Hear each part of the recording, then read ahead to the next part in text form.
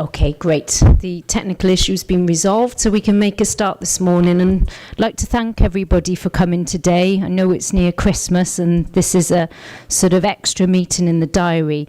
Can I ask everyone, please, to turn their mobile phones off? And also to remind everybody that we are live streaming this meeting, so please can you use your microphones when you speak, turning it off after you've finished so that the camera will go to the next person. The purpose of today's meeting is a joint special meeting of all 4 select committees to consider the budget position in terms of the updated settlement, but also to consider any mandates that have been revised following the initial scrutiny that was held with all of the select committees. For that purpose today, we're going to focus mainly on the mandates that have been revised, which were included on the agenda, and the other mandates will be taken as for information unless there are any specific questions from members on those. We have all of the Cabinet members here today. They will be looking to answer some of members' questions around the policy and the proposals being put forward. Officers have been asked to attend to provide some sort of technical backup expertise in terms of detail for the mandates, but please bear in mind that the Cabinet are here to present their budget to you and that your questions should be directed to them as appropriate. I'd like to move on to the first item on the agenda, which is the election of chairman, please. Can I have some nominations for a chair for today's meeting?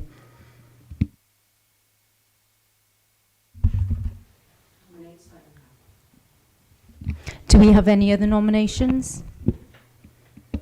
I'll second that nomination. Okay, seconder is Councillor Dave Evans.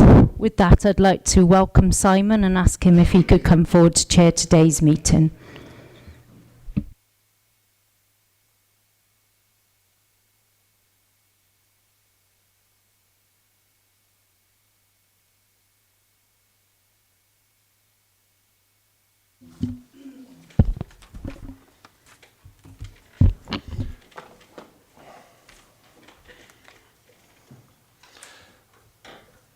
Good morning, members, and good morning, officers, good morning, Cabinet, and good morning, senior officers and any members of public that we have with us. We'll get straight into the meeting. We have an agenda which we will start with. I'd just like to make a few comments really following on from Hazel's presentation. First of all, we need to just make it clear that we're concise with our questions today as scrutiny members. We have 4 selects with us: economic development, adults, children and young peoples, and strong communities. We have thoroughly been through the mandates previously. This meeting now is to look at the mandates which have amendments to them. There are mandates also which have slight amendments to them or possibly can't be achieved within this financial year. We can stray into them to a point, but what we won't do is cross-examine that mandate fully. But I'll leave that with you as a select, but I will guide on that. As always, as members, we will be precise, get to the point with the question. If I don't have a question, I will hold you up and I need a question out of you, or we'll move on. Is that very clear today, members? Yep. Okay. May I ask the leader to take us through the mandates, reference to their priorities of delivering this budget in very difficult circumstances. But first of all, I will take agenda item number 2 and 3 to start with, and then I'll bring you in, leader. Is that fine? Okay. Right. Do I have any apologies for absence? Hi. Yes, we've got apologies from county councillors Doug Edwards, Ruth Edwards, Roger Harris, Anne Webb, Sue White, Anthony Easton, Peter Clark, Martin Hickman, and we've had apologies from Delia Hudson and Mr. Robert Shaw. Thank you, Clark. Agenda item number 3, declarations of interest. Do I have any members, any declarations reference to the mandates? Councillor?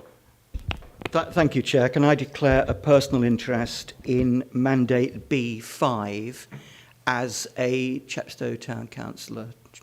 Thank you. Okay, thank you. And Cabinet Member? It isn't really a declaration, it's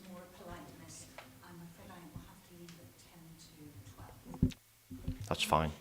Okay. Penny? Sorry, I ought to declare an interest in B5 as I'm a member of Raglan Village Hall Association and etc., which comes up in B5. Okay. Thank you. Okay, I've got David, Dovey and Councillor Maureen Powell. David? Again, declaration of interest, Chairman, B5. Same thing, being a member of the Town Council.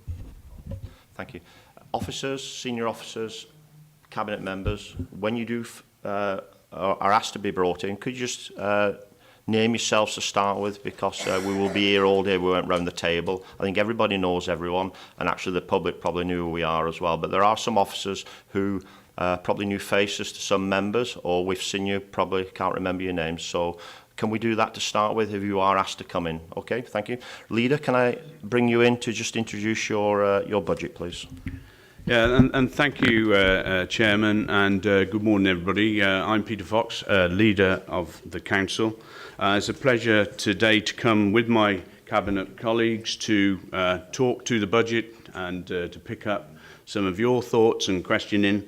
So thank you for bringing this together and giving us the opportunity. Can I take this opportunity as well, Chairman, to thank our officers to date for all of the work they've done to bring forward our budget. And obviously, as you've recognised in your agenda, there are changes and amendments subject to consultation. Can I thank also members who took time to come out and meet with the public with us? Can I especially thank Val Smith, who attended every function and got a really good flavour of what was happening as we did. So can I thank you there, Chairman?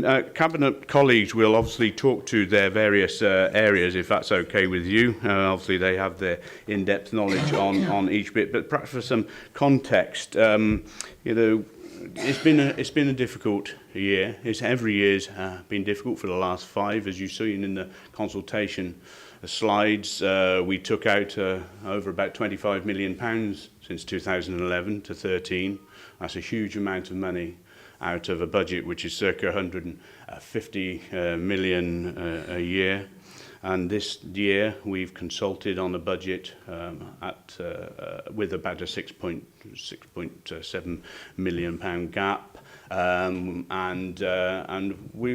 we have had some very difficult mandates in there to try to cover some of that. But as you know, that they weren't going to cover the full position, and we were still expecting a gap to work to close of, at that time, 1.7, and that was a growing gap, probably nearer towards £3 million, with additional pressures being identified. And then we did have the draft settlement a week or so ago, which allows us to get a better idea of how Wales Government were thinking. We know we consulted on a projected cut of around 4.5%. That's what we were expecting to have. We were pleased that the total settlement for local government across Wales is draft at a 1.4% cut. However, the sting in the tail to Monmouthshire, sadly, is, as we all know, and we've heard lately on a lot of the media, is that we're going to receive about a 3.1% cut, as other rural authorities as well. And there needs to be some deep conversations, I think, going forward around the nature of the formula and how it seems to discriminate against rural authorities. And whilst discriminating against those authorities, it discriminates against the people who live in rural communities. And that is something which needs to be addressed. And there is a lot of work going on as we speak. And hopefully, perhaps, we may get an even, I'm hoping, a more preferable settlement at the close of day. However, I can't guarantee that. So we're moving forward on a 3.1% potential cut.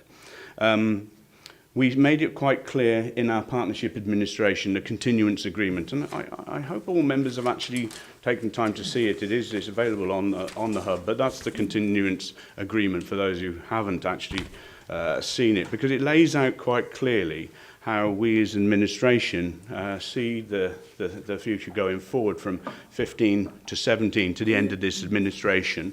and the need for us and the recognition that we wanted to maintain locally accessible services. Indeed, that was a new priority which came in as a result of consultation and engagement over the last 2 or 3 years. Because it was a clear message. In a big rural authority, very difficult for us to compact services together, or create one service in one town to serve the whole county. We needed to maintain locally accessible services. So that's a big challenge, and that's what we've tried to address in this budget. But what we recognised in the continuance agreement very clearly, that it'll be really quite challenging, and I actually is mentioned in here. I quote, maintaining a breadth of service delivery will be challenging. We can expect some service to experience particular difficulties, but we will do all we can to keep those services running. So we are very clear with our public that, it may be easier solution for us to turn some things off, but we didn't want to do that. We wanted to retain locally accessible services. However, there may be less investment in those services. We may not see the level of provision that we would have liked to have seen. However, if we can keep them going, when things recover, they are there and we can rebuild them and make them even stronger. The public agreed with that principle, and they could see that principle. So Chairman, I think what we've managed in Monmouthshire is against a context of very difficult financial constraints and continuous lowest funding. We've seen continuous improvement in all of our service areas.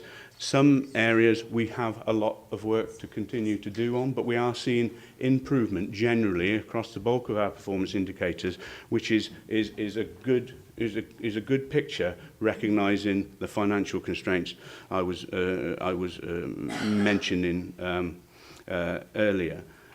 We know we've had some difficulties over recent years with our education system. We're hopeful we're going to have some positive messages around that in the near future, and positive messages via our corporate assessment, which now is published. So against that backdrop of difficulty and challenge, we're still trying to find a way to move forward, increase improvement, and maintain locally accessible services along with our 3 prior priorities of education, protecting the vulnerable children and adults, and enterprise and creating jobs. I think, Chairman, this budget has listened to the messages that we've put in the continuance agreement. It's listened to what our public have said, and we have had to, we've amended some things, as you'll obviously know, and we'll work through that, and that will take into account some of the changes through the settlement. But obviously that detail Joy will give you a little bit later on through her presentation. So that's just really, Chairman, to set some context how we see and how we're trying to set a budget and what our key drivers and priorities are. And Cabinet members would be very able to talk to the specific points as they come up, and obviously I will contribute where I can, if that's okay to start. Okay, thank you, Leader.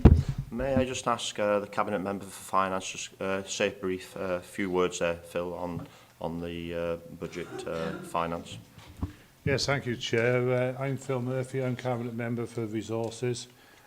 Just to set the scene as to where we are and where we were, we went out to members and the public with a load of ideas. That's all they were, and we made it quite clear all the way through that they weren't proposals, they were ideas.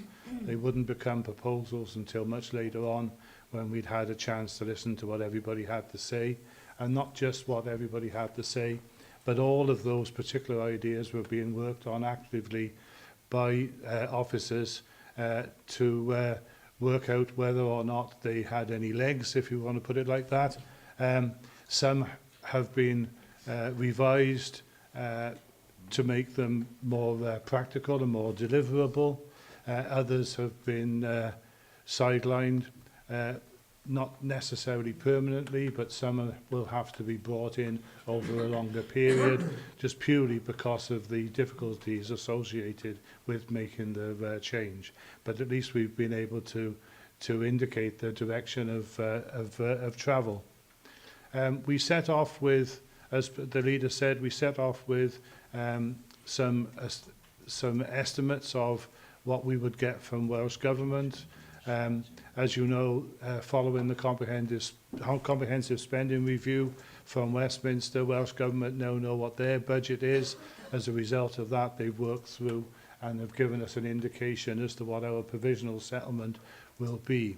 And I won't steal Joy's thunder. It comes up on a subsequent slide, so I'll let her deal with that. So, as a result of that indication as to what we were likely to get, and again referring to the leader's introduction, there is a possibility of some help from Welsh Government with regard to rural protection, but that's only just been put forward to them. There's no guarantee that they will pick up on that. I hope they will, because for the 3, 4, or maybe even 5 or 6 authorities that may be benefiting from that, it would make a considerable difference to where we are. But nevertheless, we've had a look at the budget ideas. We want to bring them forward as proposals that are likely to work, and that's what we're here to look at today. So just to recap, we started off with a gap of 6.3 million for 16-17, having taken that 25 million out that the leader referred to, and on the basis of our modelling, another 11 million to find over the next 3 years. And pressures included in that are some £5 million. So, you know, we have a major challenge ahead of us. And as you know, we expected a reduction of 4.5%. We're not going to get that now, but the benefit that we get from that Joy's going to talk about is not really that great. We'd already captured 844,000 through the medium-term financial plan of savings in the coming year, and we'd identified some £3 million worth of service savings. That still left us that gap that the leader spoke about, and proposals to change the way that we deal with minimum repayments on loans have been brought forward to help us deal with that. There's also additional income because of the number of houses that's been built in the county, revisions to collection rates, and the council tax reduction scheme demand being less than we'd originally budgeted for. So on the basis of that, I'm going to hand over to Joy, who'll talk you through the provisional settlement, and then we'll go to look at the changes in the mandates. Thank you, Chair. Thank you, Councillor Murphy. May I bring in Joy Robson, Head of Finance. Joy, I'm led to believe you may have a small presentation for us. Yeah, those slides are coming up now. So I was just going to take you through what the provisional settlement means for Monmouthshire, and then get into the mandates themselves, where I'll bring in the relevant chief officers to take you through their individual slides with the changes on their mandates. So in terms of the provisional settlement, as Councillor Murphy said, the comprehensive spending review was back in November. Welsh budget arising from that showed some slight percentage increases going forward over next year and the next 2 years. Obviously then Welsh Government have to put their budget together and decide how they will share out the funding that they've received. And you will know from the headlines, obviously, that they've protected funding for NHS, and consequently the local government settlement for all Wales saw a reduction of 1.4%. Still on an all Wales basis, the headlines that came with the settlement stated that Welsh Government are giving social care and schools their priority. Only one specific grant has transferred into the settlement for next year, and that's the Outcome Agreement grant. And there were very little changes so far to the capital provisions coming forward. So what does that mean for Monmouthshire?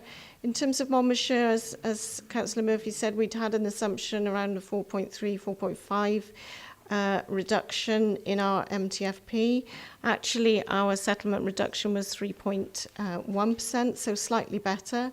There were a range of reductions across Wales, with Cardiff having the smallest reduction of 0.1% and Powys having the largest reduction of 4.1%. So we're towards the lower end of the reductions. This for 16-17, it's been stated there'll be no floor, so that means there's no protection for the authorities that are receiving the greatest reduction in funding. And in effect, our 3.1% reduction, because it's better than we were expecting, does provide us with some £1 million worth of additional funding going into 16-17. In terms of specific grants then, 33 out of the 44 were announced at an All Wales level. We're getting trickles of notifications on individual grants, but by no means we're not clear on all of them yet on a Monmouthshire basis.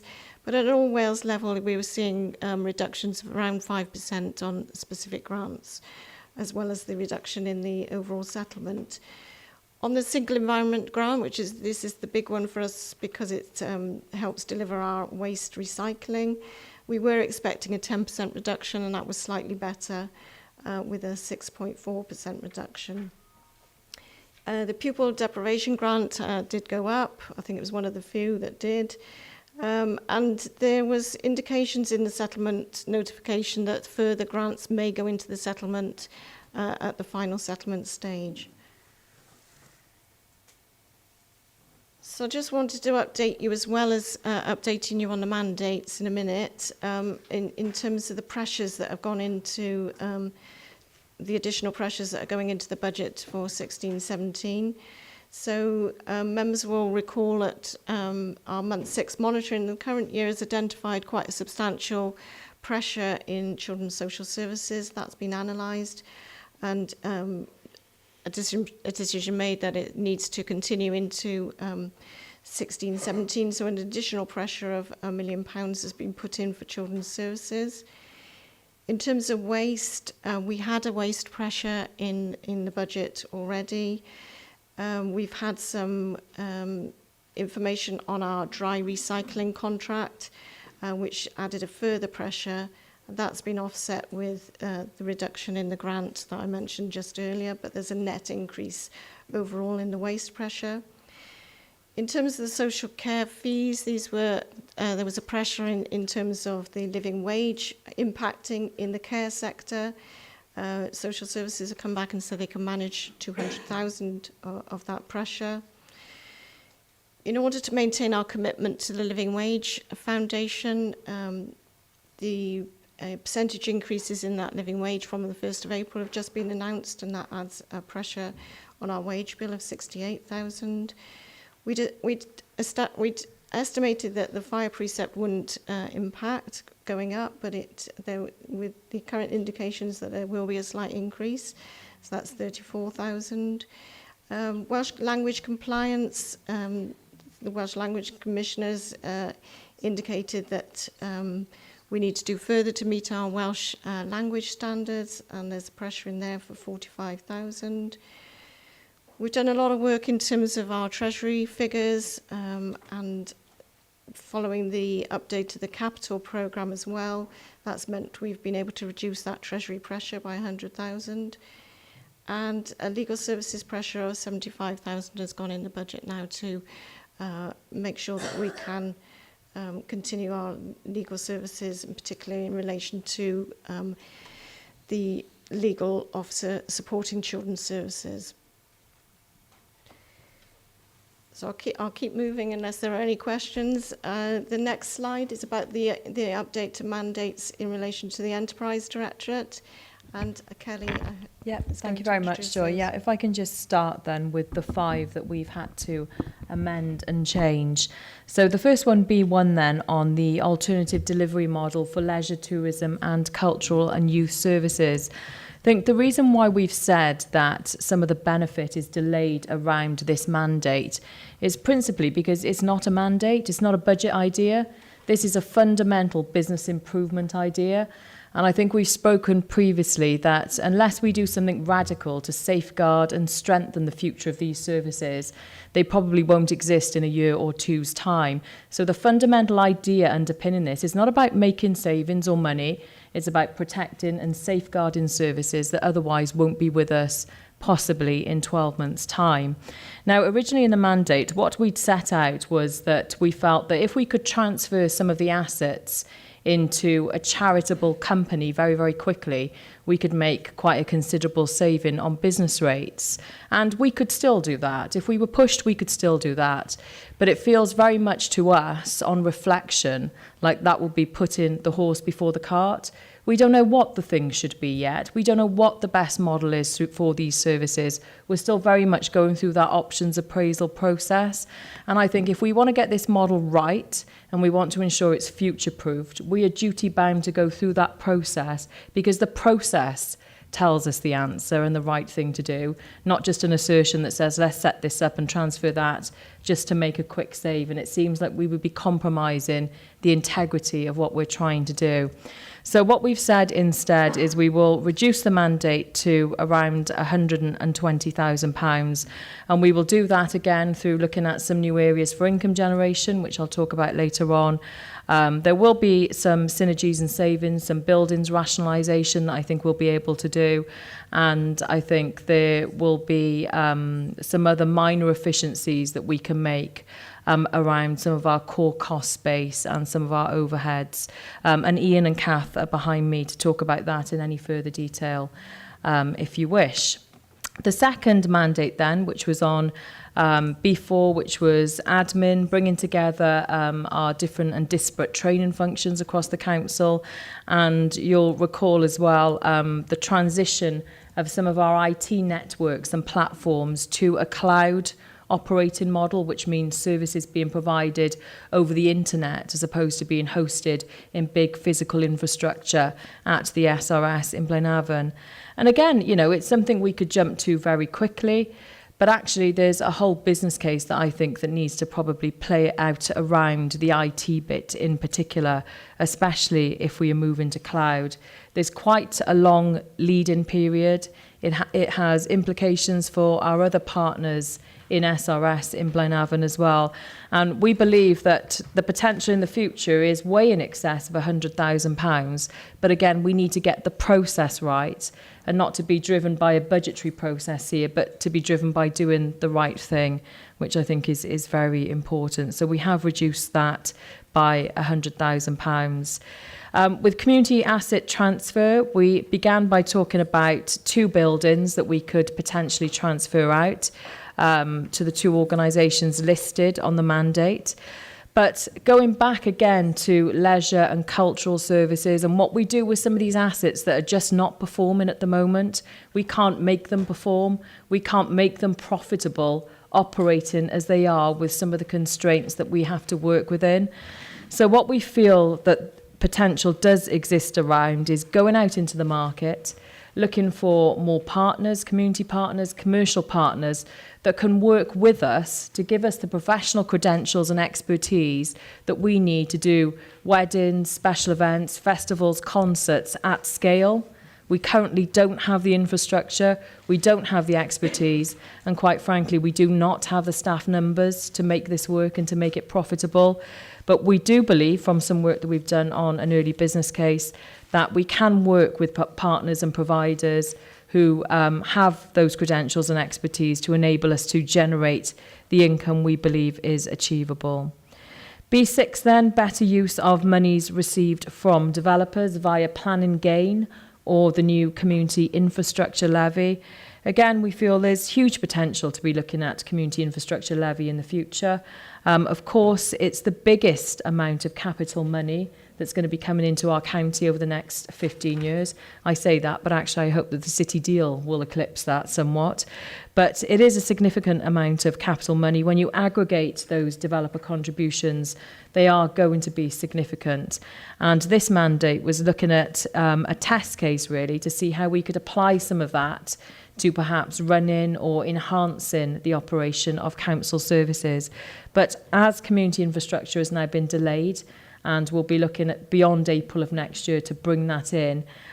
We're just going to have to step off on this one slightly and delay it until 2017-18 when we have the full picture on that. The last one then, B18, the strategic property review. I think, Leader, at the last cabinet session we had, there was an amount in terms of capital proposals for updating J Block in order for us to move staff from Innovation House. I think we've got to go back to the drawing board. We've got to come back with a much more cost-effective solution that allows us to free up some of these assets and to make best use of what we have. That's what we're doing at the moment, and that's why this one is a 100k reduction, and we will be delaying the full benefit of that to future years. Okay, thanks, Kelly. Joy, I'm just going to bring members in now because I think it's important that we don't lose track of B1, B4, B5, B6 and B18. Okay. Could I take us back then to B1, Kelly? You said it's not a mandate in such, it's a full revamp of direction of the whole authority. Alternative service delivery model of our leisure centres, our cultural, all the portfolio which lies within the remit of that department. Members, do I have any questions on the delivery and the timescales of where we are on delivering B1, the new model? Sarah? Yeah, just for clarity really, so are we expecting that the preferred model and the trading arm will be operating, is that 17-18 now then? Is that still on track for that? And the business plan to be built up in those the period prior to that? Yeah, that's exactly what we're planning. I think the go live date was always 17-18, but I think what we were trying to do was to realise as much as we possibly could in efficiencies in the short term. I think if we do that, and we could do it, it would compromise our ability to realise even greater efficiencies in the medium to long term. So I believe this is the right thing to do. We're not trying to shirk, we're not trying to back away. I think if we do this now, it gives us the best chance of actually realising sustainable efficiencies and new income generation over the medium to long term. Okay, Councillor Powell. Thank you, Chairman. With these changes, most of the leisure centres are combined with the secondary school. Is it going to have any effect on the financial situation of the schools when this is changed? Hello, Ian Saunders, Head of Leisure, Tourism, Leisure and Culture. I think it's a great question. The budget situation between schools and the service level agreement between schools and leisure is one that needs a review. Currently, there is money that transfers from education into the leisure budget for use of facilities, and that's one that I think with the 21st Century team, with Sarah and the head teachers, we need to do a piece of work to thoroughly understand and put a service level agreement in place as a formal arrangement to make sure that the use of those facilities are maximised, not to obviously take away space from education, because the other part of the service sports development is all about every child hooked on sport, and the importance of children having facilities and inspirational facilities is really important. But there does need to be a lot of work done on the service level agreement between the leisure team and the schools. Okay, Councillor Powell. Yep. Okay, Councillor Farley. Thank you, Chair. On B1, I appreciate that there's a huge amount of work still to do, and you're looking at ways of doing that, and I hope that it will be possible in the course of that to engage with, if I say councillors generally, we can refine what that means. But my question isn't so much about that. I'm wondering whether you've actually settled now on, if you like, the boundaries, because it has been suggested, it was certainly suggested in Adult Select, that community education might well fit within this model. And come to that, there might be other things as well. So I think my question really is how fluid is it in that sense, as well as in the possible financial implications? Thank you, Chair. Absolutely, Councillor Farley, and I think Kath may want to come in on this as well, but just in relation to your first point about member involvement and engagement, which is going to be absolutely key, because all of these services contribute to sense of place in our towns and localities, don't they? They're the very visible things that our communities see, feel and experience every day. What I think Tracy Harry has now done is to write out to all group leaders and ask for a couple of nominations for individuals that would like to sit on, I suppose, a collective scrutiny panel, if you like, that could work alongside us and be part of that process really from the earliest possible point. So we're hoping to convene that in the new year. Just as regards scope, I'll let Kath speak about this because she's doing the piece of work currently. But just to say that, you know, nothing has been nailed down or agreed. We've kind of put everything we possibly can in scope at the moment. Kath, I don't know if you want to be a bit more specific than I. Yes, Kath Fallon, Head of Economy and Enterprise. We've just gone out to tender for some support. We realise, as you say, this is quite a significant piece of work. There are a number of services in scope, of which community adult education is one of them. The tenders have very recently been received in the last couple of days, and we're actually in the process of looking through those to ensure that we get the right person for the job, who's also experienced in terms of having looked at some of these services in the past. There is a full options appraisal, though, to be undertaken, following which a business case will be developed, and at that point then we will be in a position to know which services are actually going to be included. Thank you. Satisfied with the answer? Thank you. That's very helpful. I just hope there aren't going to be too many consultants crawling around, but that's another issue. Councillor Prosser. Thank you, Chair. I just would like to ask the relevant Cabinet member on the thoughts. Is this the right process going forward? Where are the weak areas? Obviously, there's a lot of challenges. And is the Cabinet member happy with the course of the direction, basically? The answer, in one word, is yes. But we are looking at the biggest change in the delivery of some public services, discretionary public services, in many generations. And it's not only Monmouthshire that's doing that. It was interesting to hear a comment from Phil Bale, the leader of Cardiff recently, who received the best settlement of the lot. And even he said that in future Cardiff will not be delivering discretionary services. We are looking at the biggest change for generations, and getting that right is not easy. We recognise that within the original timescale, it simply could not be achieved to get the best way forward. And in getting the best way forward, we have to look to other people, and coming to Councillor Farley's remark about consultants, we cannot be expected to know the best way forward from inside the council. So we have to take advice from those who have been trodden down this path before. We want to make the right decision for the future. That is going to take that extra time, and it is going to take some outside help. But coming back, yes, I'm confident that we're on the right track. Councillor Prosser, happy with the... Yes, thank you for that response. Okay. Members, I just got one question there. The £120,000 that we're anticipating now on the saving, that is on target, yes? We can reach that.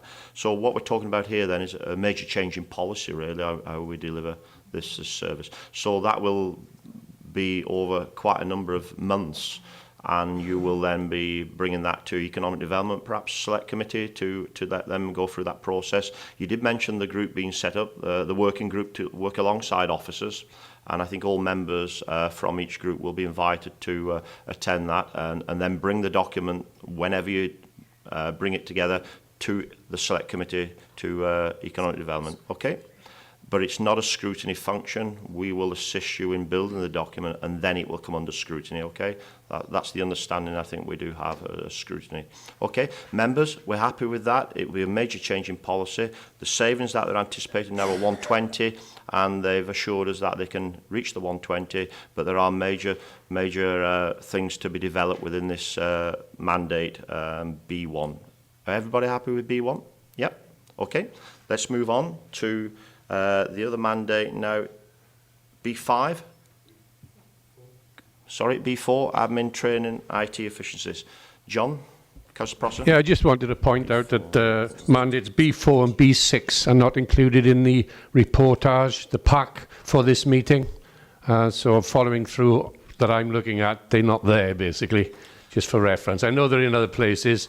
They're not on today's agenda report pack. Thank you. I've spent many seconds here just discussing that, John, while we were talking. So if somebody wants to take us through that, and I'm sure we can make sure that whoever's asking the questions on B4, reporting it. Sarah? And also B23. I know we're not on that at the moment, but that's missing as well. Yes, that's right. And I didn't have B18 on mine either, so that was another one. But we have been in discussion there. So Kelly, you presented B4, which is the SRS IT business development options. That was under £1,000 saving. We're anticipating no saving at the moment, is that correct? Yeah, delayed. Well, I think it's £200,000 saving. It's IT delayed, it's 200,000. So we are back to where we are with that saving. Could we as members ask, is this the reason behind the savings not to be met? I noticed we had a document off schools, etc., that we can't implement the IT into schools, etc. Where are we with the SRS and not reaching this saving? I know you've explained, but we need a little bit more information out of you on this one as reference to... Yeah, I wouldn't say it's the SRS, really. I think if we are going to make the transition to cloud services, to do it optimally, we need the other partners that are part of SRS to come on board with us. So SRS is there, it can facilitate, it can do anything we want. We could go out to a private cloud provider tomorrow and buy the service in, but we will not get the optimal efficiency unless Torvine and Gwent Police are doing it with us. They've asked to go through a full business case proposal. We're happy with the case that we have, but they've said yes, they'd like to go into it with us. And in which case we could realise, as I said earlier, a lot more than just £100,000. But to go through that full business case as a partnership is going to take a few months more, and we just can't possibly commit to this level of saving until we've done that piece of work. Until we get, the answer that falls out of the bottom that's right for the three partners and not just us standing alone as Monmouthshire. Penny? Yeah, I'd just like to ask Kelly if there's a time limitation on this, because and what the timescales are, because when you're dealing with partners, it can go on and on and on. So I just wondered if there's a deadline. Yeah, I think what we've said is we would delay this to 17, 18. It may be sooner than that, but it will be when the exercise is done and completed. What I would say as well, though, the good news is that lots of other partners and other local authorities are looking to sign up to the SRS model. So Blaenau Gwent as a council now have approved to join the SRS. There are 3 other councils in the area that are also seeking to join SRS. So I think the end game and where we're heading is really positive, because it will create efficiencies right across the board. But to do that and to bring all of those councils together and work through that process is something we're going to have to do anyway, because we've been talking this morning, haven't we, that standalone services as a local authority, especially discretionary ones, are not just they're not going to cut it. We can't possibly survive. So there is that wider piece of work to do. But yes, we will nail it within a certain time limit. And I think we've committed to bringing this back on the table for 17-18. Okay, and economic development, this is your portfolio, yes, Sarah? Question? Yeah, I had the same question as Penny, but just following on from that, I think it would be helpful. We have ongoing scrutiny anyway of SRS within our committee's remit, but once we have had that consultation with partners, that we receive back that feedback from that consultation to ensure that we scrutinise the progress of this mandate. So you'll make sure that's on your work planner, yeah? Okay. Right, B5. So as members, yes, I do agree. If you go somewhere in your computers, I think maybe in the public side of it, you will find that mandate, but it isn't on mine here. I quite agree with you. And there's a few more as well, which we are going to be struggling with, the B18 and the B4. What was the other one? The B6. So what we will do is, I'll take the B5, community asset transfer. Okay, who is that? Is that yours, Kelly? That's yours again. Yep, I'll start to speak to this, Chair, if I can. I'm sure Deb will want to come in. Originally, around, I think I renamed this mandate something around sort of community asset optimisation, because it isn't just about transfer. Yes, obviously we want to look at a progressive programme of community asset transfers, and we've identified the first two that we can take through that process. That's the Drill Hall in Chepstow and the Melville Theatre in Abergavenny. But as I said in my opening, really, we have lots of other assets and attractions that are quite frankly problematic to us at the moment, particularly tourism and heritage attractions, which we simply can't afford to run in their present state. We simply can't. We've got too few staff, the capital requirements are huge, and it's really difficult for us to make some of these things profitable in the way that we believe that they could. So what we've done to supplement this mandate is said we would like to go out and test the market to see if there are any commercial providers, community groups, any experts in the field of running weddings, special events, who might come and take a look at one of our assets and say, right, we'll do a deal with you and we'll run 50 weddings here a year and we'll do it on a profit share basis. We believe real commercial potential exists for that. We've spoken to several other local authorities who've done similar things. There is a blueprint that exists there. So what we've done is to simply add that into the mandate as an area for potential around income generation. But we do need those partners. We can't do this on our own because we don't have the expertise, we don't have the credential, and, you know, to be very candid, we just don't have the capacity at the moment. So what we're proposing here is a partnership or partnerships that would allow us to access that latent income, and therefore we've put another £100,000 into the mandate, bringing that up to 160 in total. Councillor Farley. Thank you. Thank you, Kelly. I'm particularly grateful for the last bit of your explanation. I must confess, when I read this, I was confused. I was wondering, because it's ambiguous, isn't it? It sounds as though the external help is actually about making better use of the assets that are also mentioned in the document.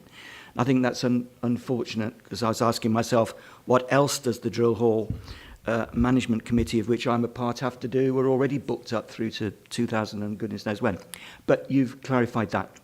My question, and by the way, although I've declared an interest in this, I'm actually fully in favour of this as far as the Drill Hall is concerned, and I've said so elsewhere. But I'm a little concerned that looking at the work done so far on the two named assets, there appears to have been far more done on the Melville than there is on the Drill Hall. I wonder if that's just a function of time, or is there some other reason? For example, as far as I know, there's been no consultation yet, although there have been, I know, some informal discussions. Not sure who should answer this, whether it's you or whoever the cabinet member is. Who's the cabinet member? Is it you, Phil? It's over your fence, isn't it, this building? Well, as cabinet member, could you answer the question? As interest, I think you'd be the same as Councillor Farley. What's thrown me is the None. interest. Repeat the question again. I'm satisfied by the answer I've already had, Phil, that the two elements of this particular mandate are actually quite distinct and have been brought together for convenience, and that the seeking of help, which I quite understand, to make better use of assets, isn't in the context necessarily of the two that are mentioned, but is much wider. My question about Chepstow Drill Hall is that on the face of it, much less work has been done towards that, according to what's in the mandate, than has been to the Melville Theatre. And I'm asking, is that just a function of time, or is there some other reason? Because there appear to have been no consultations yet about the Drill Hall, even though I'm aware there have been, of course, informal conversations. Bit of a disjunct here, because on the Melville Theatre, I couldn't actually answer that. I mean, the officers will be able to answer that. If there is a perception or feeling that the attention hasn't been given that should be appropriate to the Drill Hall to mitigate the asset transfer, then by all means, I don't think it's going to be neglected in the run-up to it. And I would be, obviously, with quite a keen interest in it myself as a community asset, which has been incredibly successful since it was taken over by a management committee, which is basically a great model for anybody else that wants to do something similar, then I would be very keen to ensure that the officers are with you all the way on this one and taking a deep interest to facilitate that transfer. As regards, where are we with Melville Theatre versus Drill Hall? I think it's apples and oranges, but I couldn't answer that one. But I think the officers will come back in. Deb will come in on that one. Would you like to just assure Councillor Farley that the Drill Hall isn't off the agenda? Deborah Hill-Howells, Head of Community Delivery. I can confirm that we haven't actually embarked on the formal process with either buildings. It's simply that in terms of the Melville Theatre, we actually occupy part of that building. So we have had to look at the options available to us as an occupier of that building, and that's why it's a little bit more advanced. Okay. Chair, can I say I'm happy with that answer? That's very helpful from both the Cabinet member and the officer. I look forward to proper consultations as we go forward, and I now understand that that will happen. Thank you. Councillor Sarah Jones, did you indicate you wanted to speak? Yeah, just briefly, I think this is where the public engagement document supports some of the activity here in terms of the unanimous support and wide-scale support for this budget mandate in particular. So just for clarity then, it's about increasing the income expectation in terms of the revisions that have been made since we last looked at this and delaying the savings until the forthcoming, the 17-18 period. Is that what we're, that's just the main revision in terms of this mandate? In terms of B5, there is no delay. I think we're just looking to up the overall number still for delivery in 16-17. I think I did change the title of the mandate to be more about, as Councillor Farley said, sort of asset optimisation. And one method of asset optimisation is a commercial partnership. One method is a community asset transfer. So they kind of sit under that general heading. But I think what we're seeking to do is to up the amount, but get on with delivery.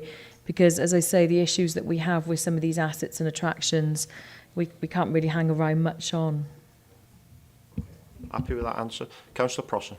Thank you, Chair. About the Melville Theatre. It's a question to the Cabinet member, but if he needs to bounce it, fair enough.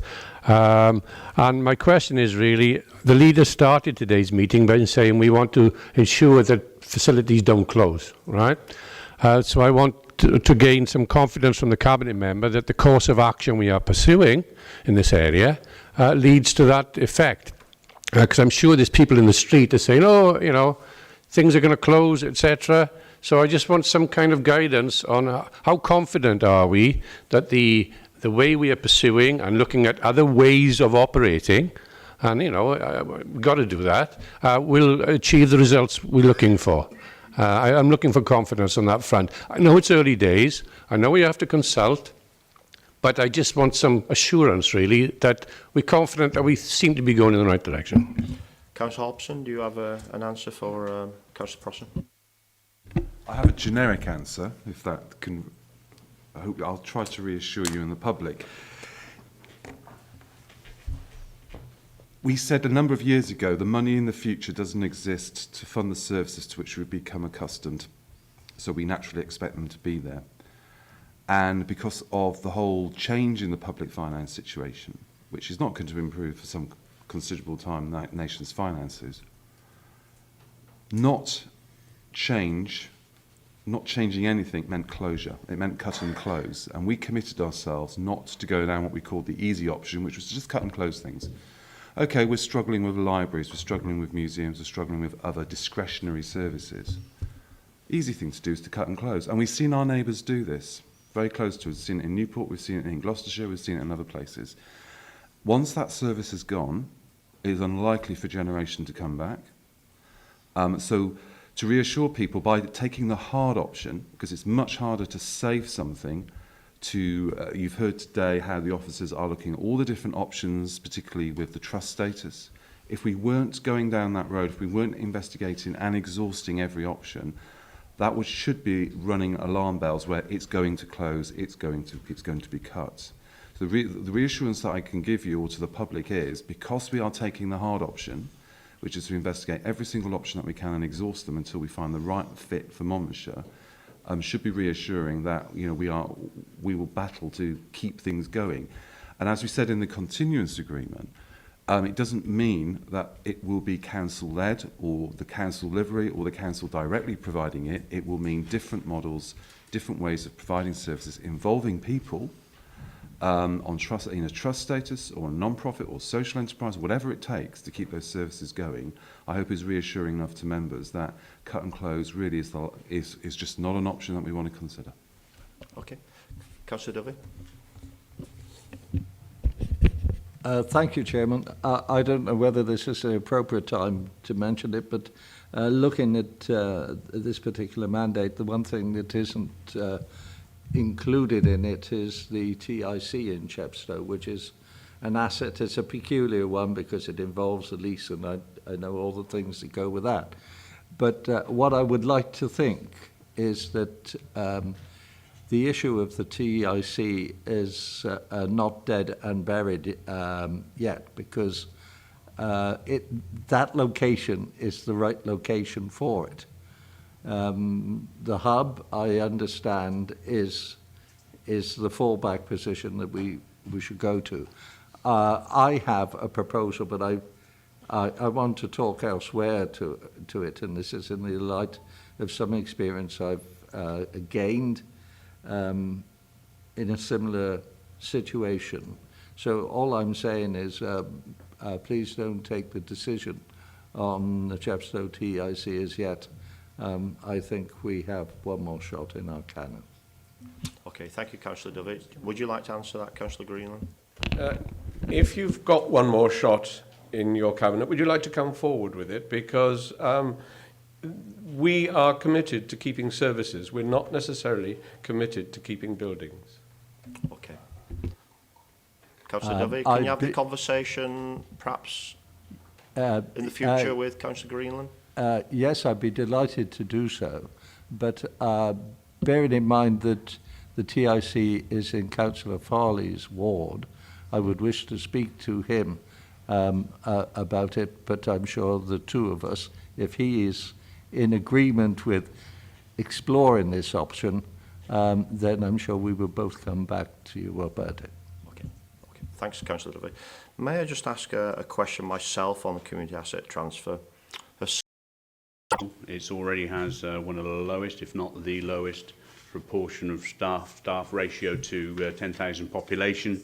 I'm extremely mindful of the pressure lots of people are on in small authorities, in small authorities like this. And, you know, that's why there is a need for us to accelerate the work we do around collaboration and the opportunities and explore out those alternatives of finding different ways. And hence, we go back to the whole Your County, Your Way, identifying the social capital to deliver some of the things we can no longer deliver, so we can alleviate some of the pressure from the organisation, recognising that some areas of the organisation have very, very small teams. I don't know the specific thinking around the Chief Exec's views on and it wouldn't be right for me to talk to that even if I had here. I know for a fact that Paul is our Chief Exec is extremely mindful of the pressures at all levels of the organisation, and I'm confident that he wouldn't bring something forward that he thought was at the detriment to the longer term future here. Chair, can I thank the leader for his answer? It's a pity that Chief Exec wasn't able to be here to speak to it himself, but I'm reassured by the leader's comments. Thank you. Councillor Murphy. Yeah, and thank you, Chair. And just to add to that, it's something that we're monitoring very closely on the Health and Safety Working Group.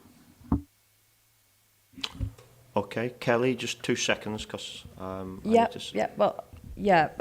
and I were sort of co-authors of the mandate, and I think that in relation to some of the changes that we've built in, the 90k, I can give some explanation to that. But just to cover your point about sort of stress in the workplace and overall levels of well-being, you know, obviously we are seeing that, you know, we are seeing certain pressure points across the organisation. But if you look back to the slide that on the budget ideas for enterprise and some of the amendments that we've made, you know, some of the rationale behind making some of those amendments and reducing some of those savings and delaying them is kind of with staff in mind and staff well-being in mind. So, for example, the leisure, tourism, youth, culture and cultural services, if we had proceeded with that at full pace, I think that would have had an impact. So that's been part of our rationale, I think, in taking a second look at these mandates, having some time to reflect and making sure that we make those modifications on the basis of all of those factors being considered. The additional amount that we've added into the mandate, the 90k, is specifically around looking at our whole place engagement communications functions, because I think now we've got a clear agenda around sort of localism, local service delivery. I think we've got to question the value of some of the engagement stuff that we're doing. It's really, really important, but I think what we're hearing from local people is they do like local voices. They like engagement to be about local priorities. So the additional amount that we've built in is specifically around how do we get our engagement, communication, our whole place ethos right as we go forward with that priority about maintaining access to local services. So that's where the additional amount in particular is coming from in this mandate. Okay, thanks, Kelly. May I just say, though, this came to Strong Community Select Committee, the 225, and actually we had no answer to where's the 225 coming from.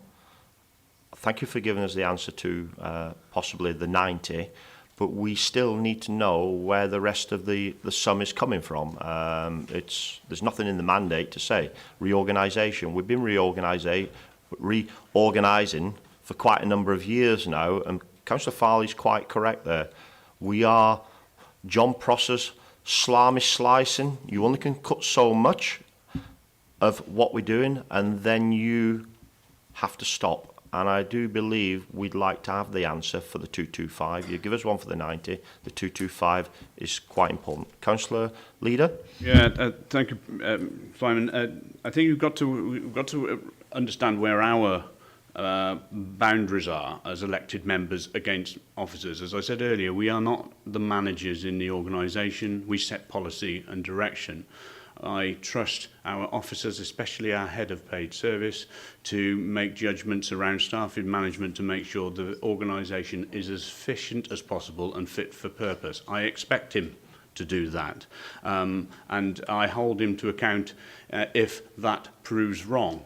After the event, but for the actual, his view on how he restructures or puts in place his senior management team, I think is for him to make those recommendations, and it's very difficult, very easy for us to actually step in and try to take over the role of managers, and that's not our place.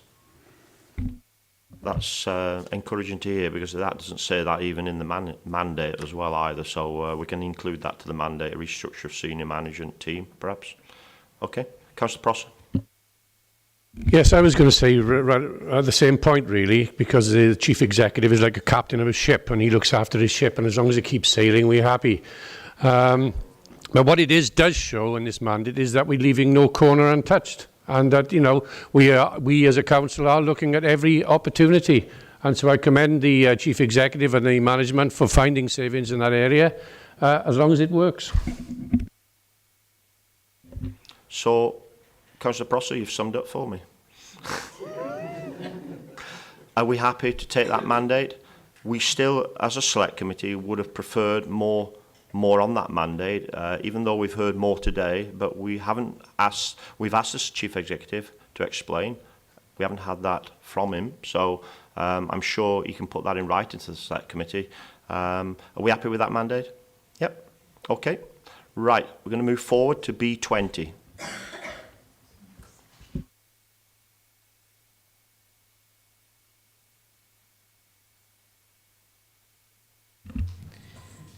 Morning, Chair. Sarah McGuinness, Chief Officer of Children and Young People. I'll take us through both these points on mandates. The first relates to the reformation of ALM provision and specifically relates to a facility currently designed for pupils with moderate learning difficulties, which is currently underutilised. That facility is Dairyview Special Needs Resource Base. Despite the mandate obviously relating to this specific area, this is of course part of the much wider context of a review of ALN provision across Monmouthshire. The £200,000 proposal is currently going through statutory consultation. Current savings have been reduced to £50,000 for the year we speak of, due to lengthening the timeline of the consultation in order to gather all stakeholders' views in as much detail as we possibly can. That consultation closes on the 24th of January 16. The second part of this mandate relates to Mountain House Special School. Savings have been identified relating to updating the pricing policy for external organisations that currently utilise the school. We've increased the recoupment income, which is in place for January, and we're also consulting on reducing funding to the residential element of the school. This is because we currently fund the school for 43 places, and with just 12 Monmouthshire pupils in 12 pupils in residence, and a significant decline in residential numbers over time, we propose to reduce that funding to 18. Any questions we'd be very happy to answer. My finance officer and ALN portfolio holder are both here, Nikki Wellington and Sharon Randall-Smith. Thank you. Okay, members, any questions? Councillor Farley. Thank you. I think this is probably for you, Sarah, on detail, but also be helpful to have a view from Liz. I think this particular mandate, as I understand it, refers only to Mountain House in the context of bits of the parts of the funding. But on the face of it, it reads as though we're actually running it down, and we've clearly taken a decision that we no longer wish to have it. Now, I'm just saying on the face of it. So I think I would like to know how this particular part of the mandate fits with any other work that is going on or should be going on about the future of Mountain House, because I thought there was a view that we ought to be improving the ability of that facility, particularly to meet the needs of our own people, but also possibly an improved offer to others. So there's a paradox between the shrinkage that this mandate implies and what I thought was something else coming in the slightly longer term about looking to the future of the school, giving it a new role. So which am I to take most seriously? I don't mind whether Sarah or Liz answers first. Okay. Can I just stop you there, Peter? Sorry, and I'm sure Cabinet member may want to respond. Councillor Powell, are you a governor of Derryview? Oh, so I was just putting my hand Yes, up. I thought this was going to be on a wider scale. So do I need to go out? Do you think I think we'd be okay with that, Rob, if we don't enter into... If I don't say anything. Don't say too much. Do you want me to leave the room, Rob? No. It's okay. Maureen, you are a local authority appointed governor of Yes, Derryview, aren't you? Right. Yeah, no, that's okay.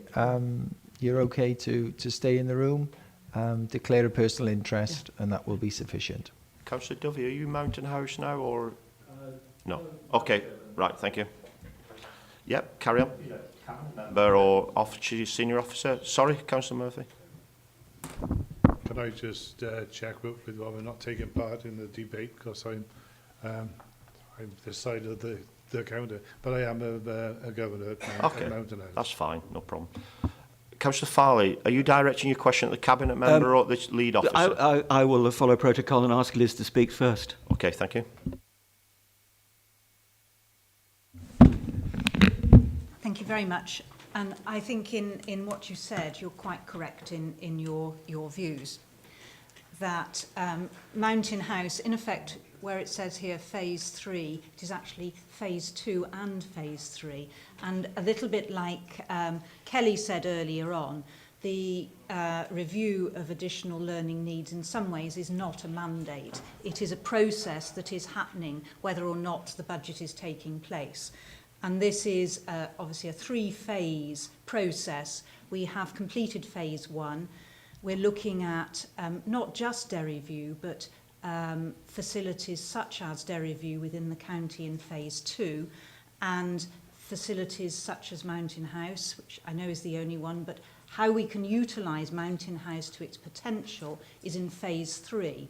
So with that timeline, you can see where we are. Well, I hope you can see where we are. So at the moment, we're looking at phase 2. So the work that will be able to enlighten members further about Mountain House has not actually started yet. Obviously, the fundamentals have been looked at, but that will progress on when we have finished looking at the unit at Derry View, which is mild to moderate needs within the county. And those needs have changed over the last 10 years. In effect, we haven't reviewed additional learning needs. And those needs in the county of children who perhaps need a little more support have changed completely. When Derry View was opened, mild to moderate needs perhaps did actually equate to a unit as such. Our philosophy as an authority is not a unit where we put children, but mainstream support within that school. And most children with mild to moderate additional learning needs are catered for within mainstream. So that is why that facility at Derry View is underutilised at the moment. So it is the right and proper thing to do to look at the needs of the children and ensure that we are giving them the best possible education that they can and supporting them in the best possible way.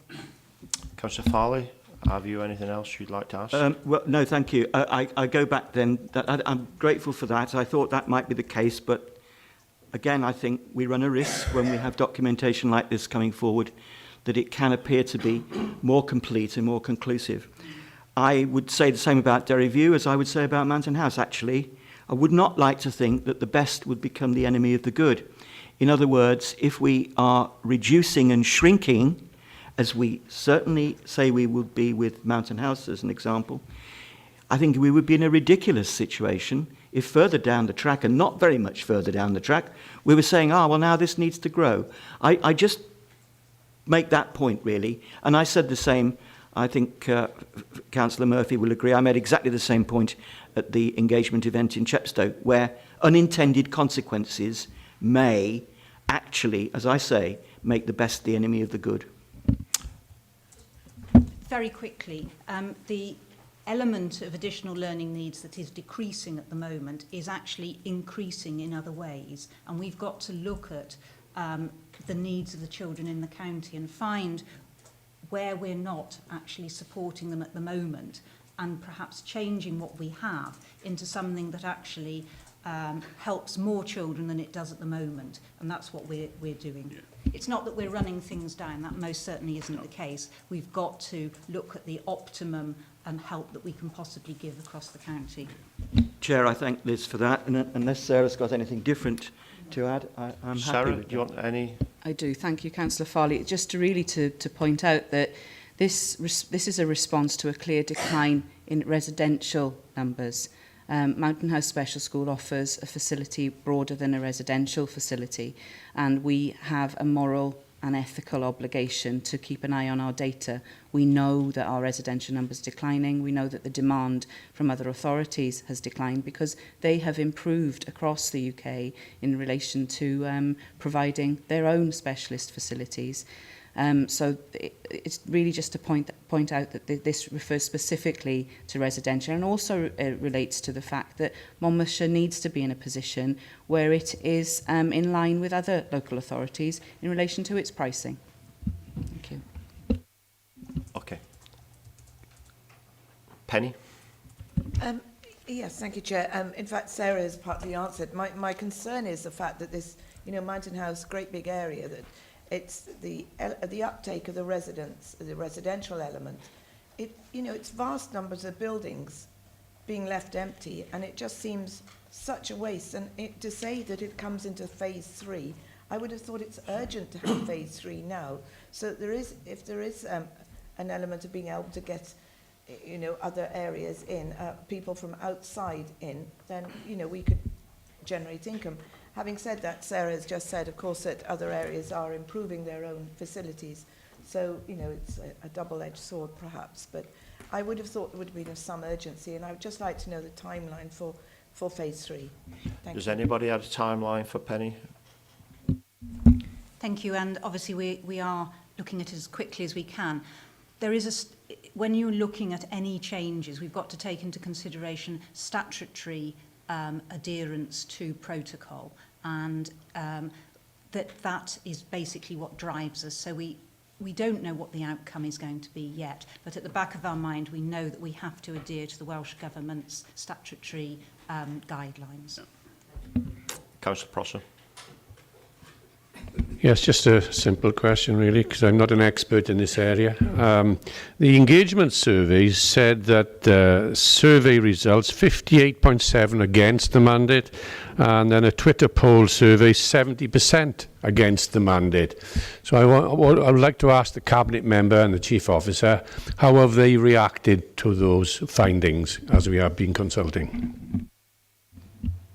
Thank you, Councillor Cross. So, as I mentioned, we have in fact lengthened the consultation process in relation to Dairyview, and we are absolutely committed to absorbing the responses of everybody that's responding to consultation, whether it's relating to Dairyview, Mountain House, or anything else that we are working on at the moment, because of course we're working on things that are far, far broader than simply the budget. And as Cabinet members already mentioned, the review of ALN provision in Monmouthshire is way beyond budget, and in fact isn't driven by budget. So the response for comfort is that we are very well aware of our responses and have lengthened the timeline for consultation into the new year.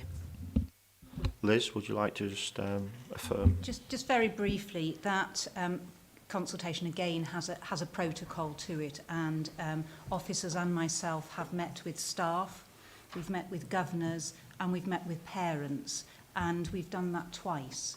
So, and we've made it quite clear that everybody's views are vital to this process. If they've got an idea of how things could be done better, ideas of what they feel the need is, we want to know.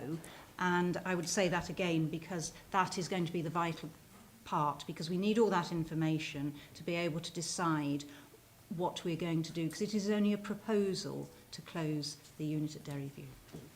Councillor Fox. Yeah, thank you. Just to add, I think, you know, when I looked at the Twitter response and looked at the percentages to the questions, and I looked at the questions, and I don't think the questions were particularly helpful in there, because a lot of people, when faced, do you want to close a special needs unit? I mean, the obvious, you know what the obvious answer is going to be.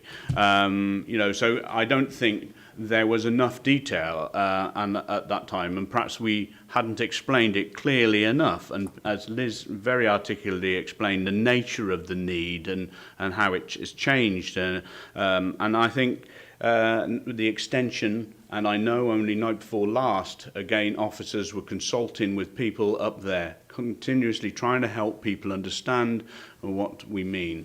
And Councillor Farley was quite right at Chepstow. He did make the case strongly, but it was also interesting to hear from a parent of a special needs person who was there, suggesting that actually, you know, integrating children like his into the community and making them feel totally part of the school as they should be, and not removing them to be educated in what could be seen almost like institution, is the right way forward. But we are absolutely mindful of the assets we have, and we need to make sure that we utilise those in the best way, and also be prudent that we utilise the council's resources in the right way, and we don't end up also, in the case of Mountain House, over-subsidising young people from other authorities where it's their responsibility. It's not right that our taxpayers should carry that. So there is a need to review Mountain House in line of that. So I hope that Phase 3 has an all-inclusive look at Mountain House from all angles. Okay, Councillor Farley. Members, John? Yeah, thank you.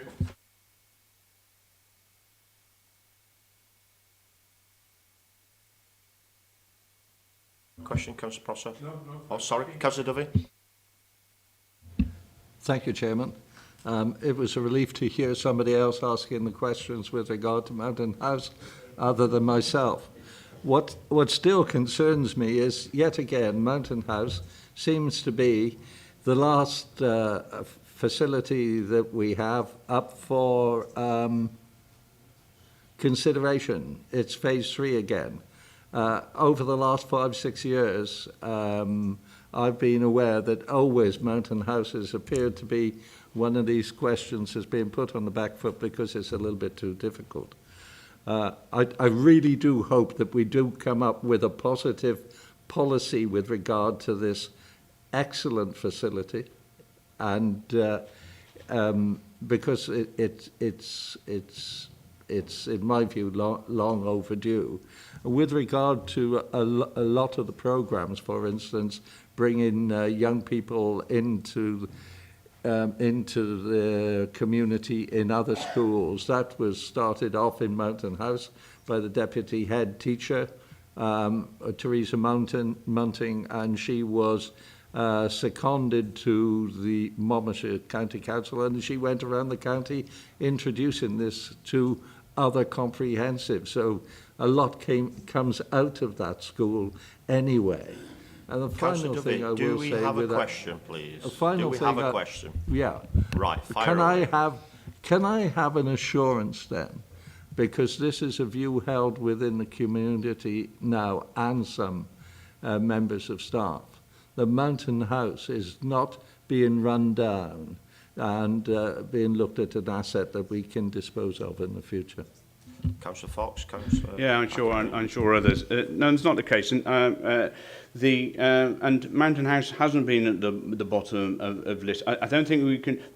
You don't classify phase 3 along the same lines of the projects, for instance, with the secondary school developments that we're looking to come forward. This is totally different. This is a phase 3 look at ALN provision across the county. I'll give demonstrations where Mountain House hasn't been forgotten. It was, it's had physical infrastructure. Indeed, you were probably chairman of governors at the time when we built the new gymnasium there.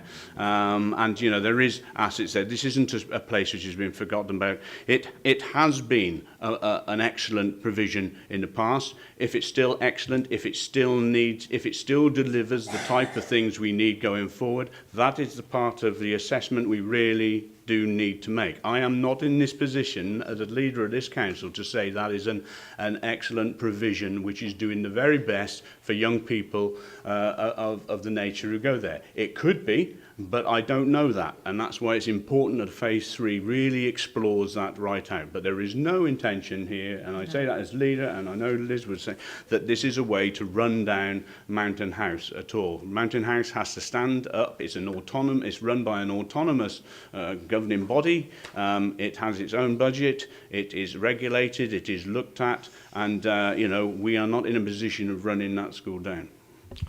Okay, Councillor Dovey, are you happy with the answer? Well, I'll keep my powder dry, if I might, Chairman. Yes, you're very welcome. I'm really pleased that the leader acknowledged the new gymnasium there. The previous Director of Education, Andy Keep, really did get totally sick of me, like so many other people did, because I lived in his ear over that gymnasium. Thank you. And that's it. May I just ask the Cabinet member and the leader, it does beg to question, though, that if you haven't got the numbers there, or the numbers don't go there, it is difficult to sustain the facility. And somebody who has lost 2 schools through not having numbers, we are closing or proposals to probably reduce one of our other schools not very far from here. Proposals on Derryview, on the ALM facility there, the numbers aren't there. It doesn't, for me, look very good reading in the future for Mountain House unless the numbers are there. So you've given the guarantee there to this council, and hopefully we can sustain Mountain House for the future. Councillor Hackett-Payne. Thank you very much. And the reason that we're looking at these various units, whether they be in Derryview or Mountain House, Derryview at the moment has 7 children in it, and it is a 24 place unit. So you can see that the numbers just aren't there. The numbers just aren't there because the unit is not fit for purpose. Its designation does not fit with the needs of young people now.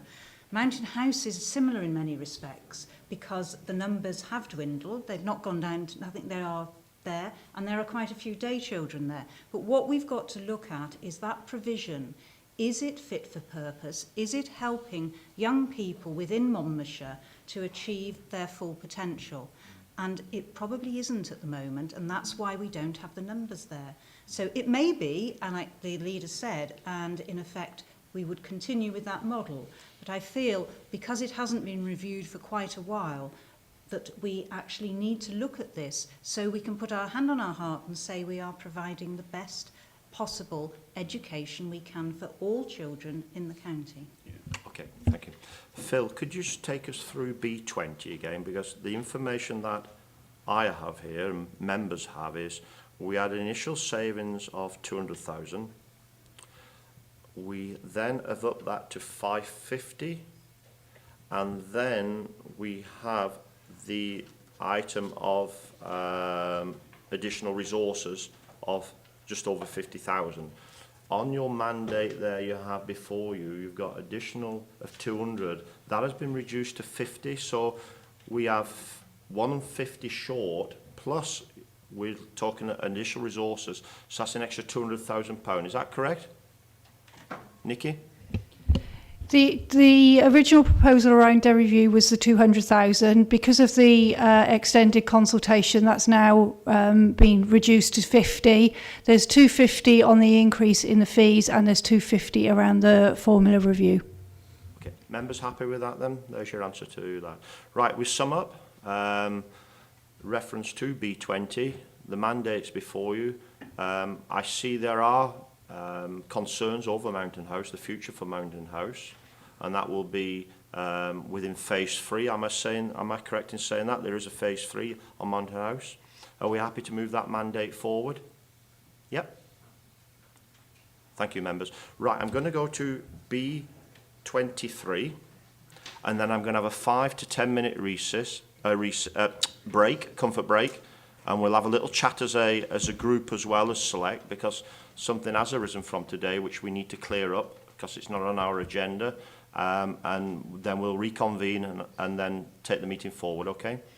Right, B23, discretionary fees and income, Joy. Thank you. Okay, just as a reminder then, B23 was about looking at our whole list of discretionary fees and charges, and the original idea around this was to look at increasing the income target for those areas by 10%, and that would either be by increasing prices or increasing the demand for those services or selling those services. We've looked through the whole list, and all the service areas have looked carefully at what they can and can't achieve. I think it's fair to say this falls into the category of not that we can't do it, but we need a bit more time to analyse what potential impact might be if we were to increase prices on demand, etc., and to look a bit more closely about benchmarking with other local authorities in the close vicinity around the Gwent area. So this one is on hold, if you like, for a minute, but we've found about £25,000 worth of additional income, which is over and above the 2.5% we expect all services with these sorts of fees and incomes to increase anyway. And that will go into the fees and charges report that will come through to Cabinet, but there's no actual mandate now with this full list attached to it. Councillor Murphy. Yes, thank you, Chair. If I could just come in with a bit more clarity on that. When the original mandates came out, there was a schedule of charges that recorded the 2.5% that we'd already decided we were going to be looking to increase prices by. There was an additional column next to that that said what the additional income would be if it was increased to 10%. Now that seems to have been translated into we are increasing our prices by 10%. It was never the case. We would only look to increase prices by up to 10% where it was possible to increase them. So just to underline the point that Joyce just made, that was indicative. It was an example of what could be done if that happened. Now, of course, as has just been said, there's been a lot of work gone on that. We've had a lot of response from members of the public. We've looked at the commercial aspect of it. You take leisure centres, for instance. There's only a limited amount that you could increase leisure centre prices by because you won't be competitive in a very competitive market. So I just wanted to make that clear. It was never the intention to whack all the prices up by 10%. Okay, Councillor Murphy. Do I have any questions to Cabinet Member? No? So we're talking, Joy, on balance, around approximately 2.5% increase as normal, yeah? Okay. Right, so as selects, are we happy to leave that mandate? Yep. Okay, thank you. We'll have a comfort break. We'll be back in here at 12 o'clock. Fine. Can I have members for 2 seconds, please?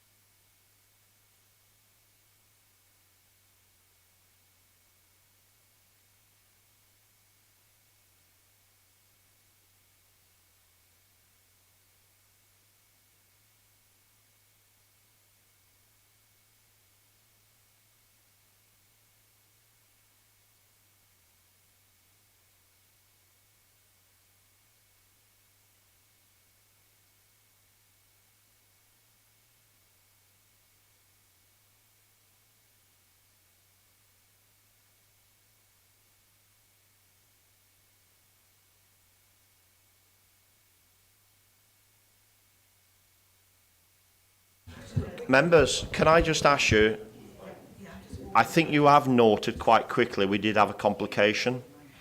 The mandates that senior officers were discussing weren't on our agenda today to be discussed. And your scrutiny officer and myself were here deciding where we go as reference to them particular mandates. So what we've done is we've done the mandates that we originally said we would carry out. The other mandates which are below that, we've touched on some of them. What I want to know of you as a committee today is, do you want to go through some of the other mandates? Joyce said she would kindly go through some of them because there are mandates there some of the selects didn't actually agree with, to ask the cabinet members then to see what their answers are to them particular mandates. Would you be okay to do that? Because yeah. You are live streaming still, so let's be. As long as you've got a microphone on. 4 more mandates. That's right.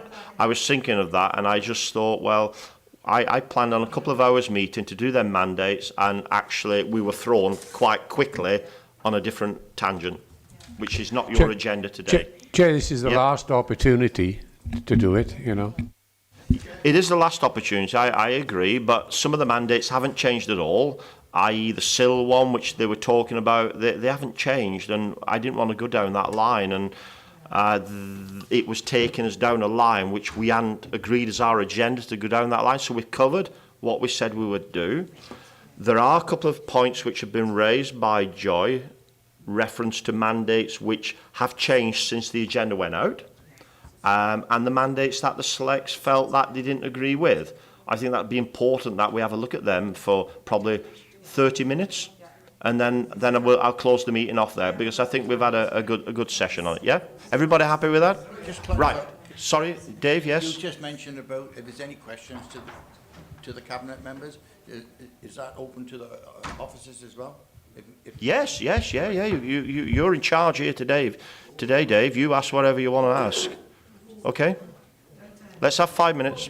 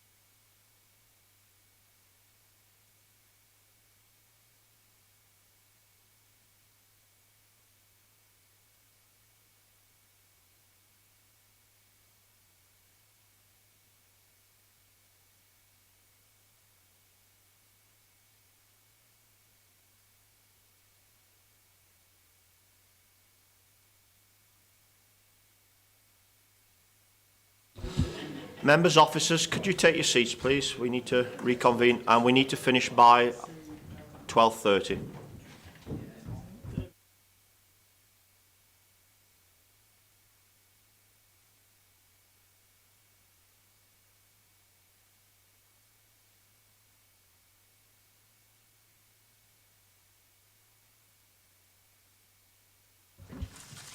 Okay.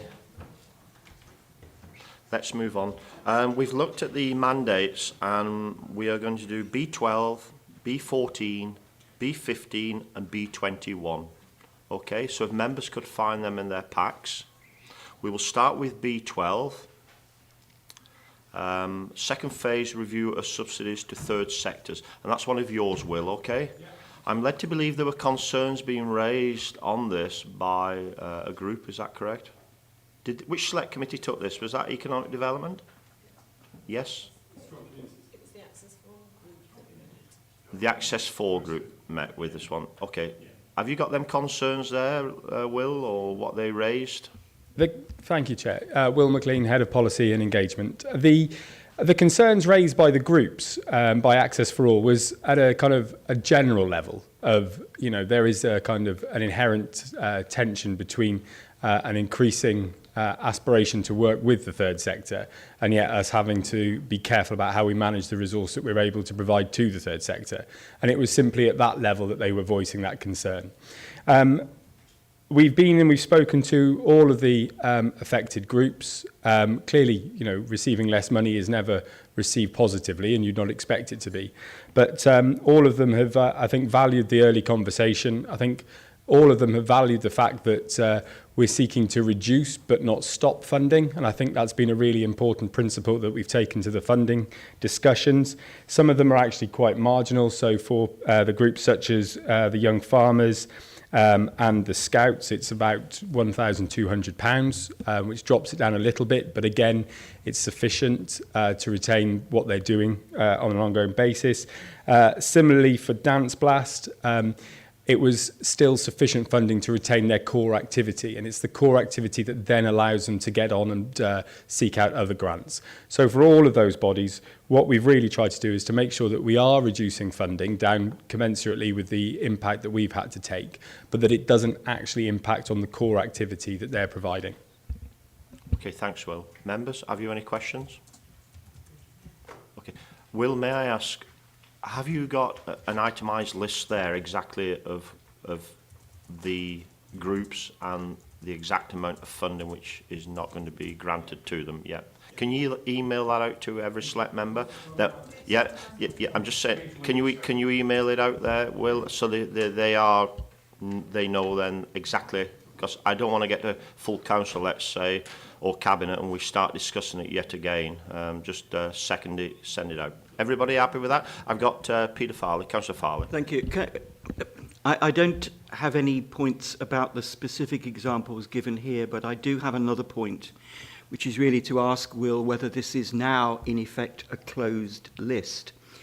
For example, if Councillor Eason was here, he would probably say again what he has said to me in other fora, and indeed as recently as yesterday. There are, for example, the Stroke Association doesn't get, as far as I understand it, very much, if any, support.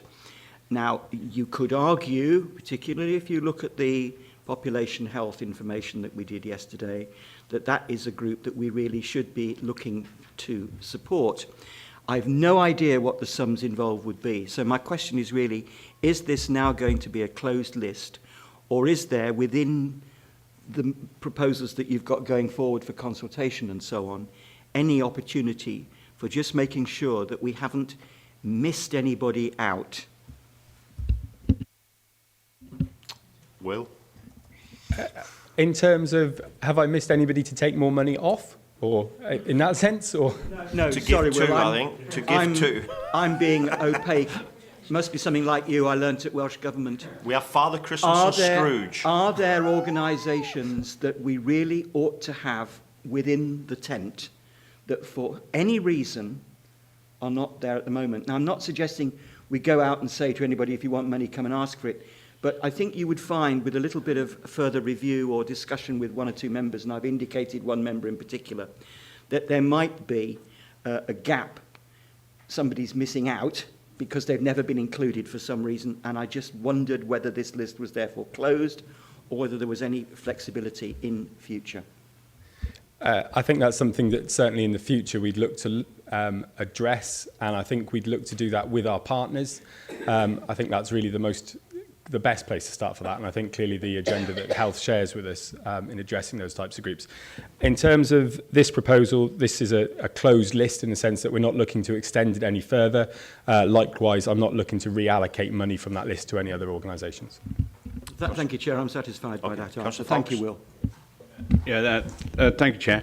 I think, I can't, forgive me, Will, I don't know if you mentioned the context of the whole of the budget. It was is it 600,000 or 800,000 we actually spend to support this area. It was interesting. I was invited to address a talk to the Gavo AGM in Newport recently, and I explained the situation that Monmouthshire was in. Actually, Health were there and explained their situation, as did the police service.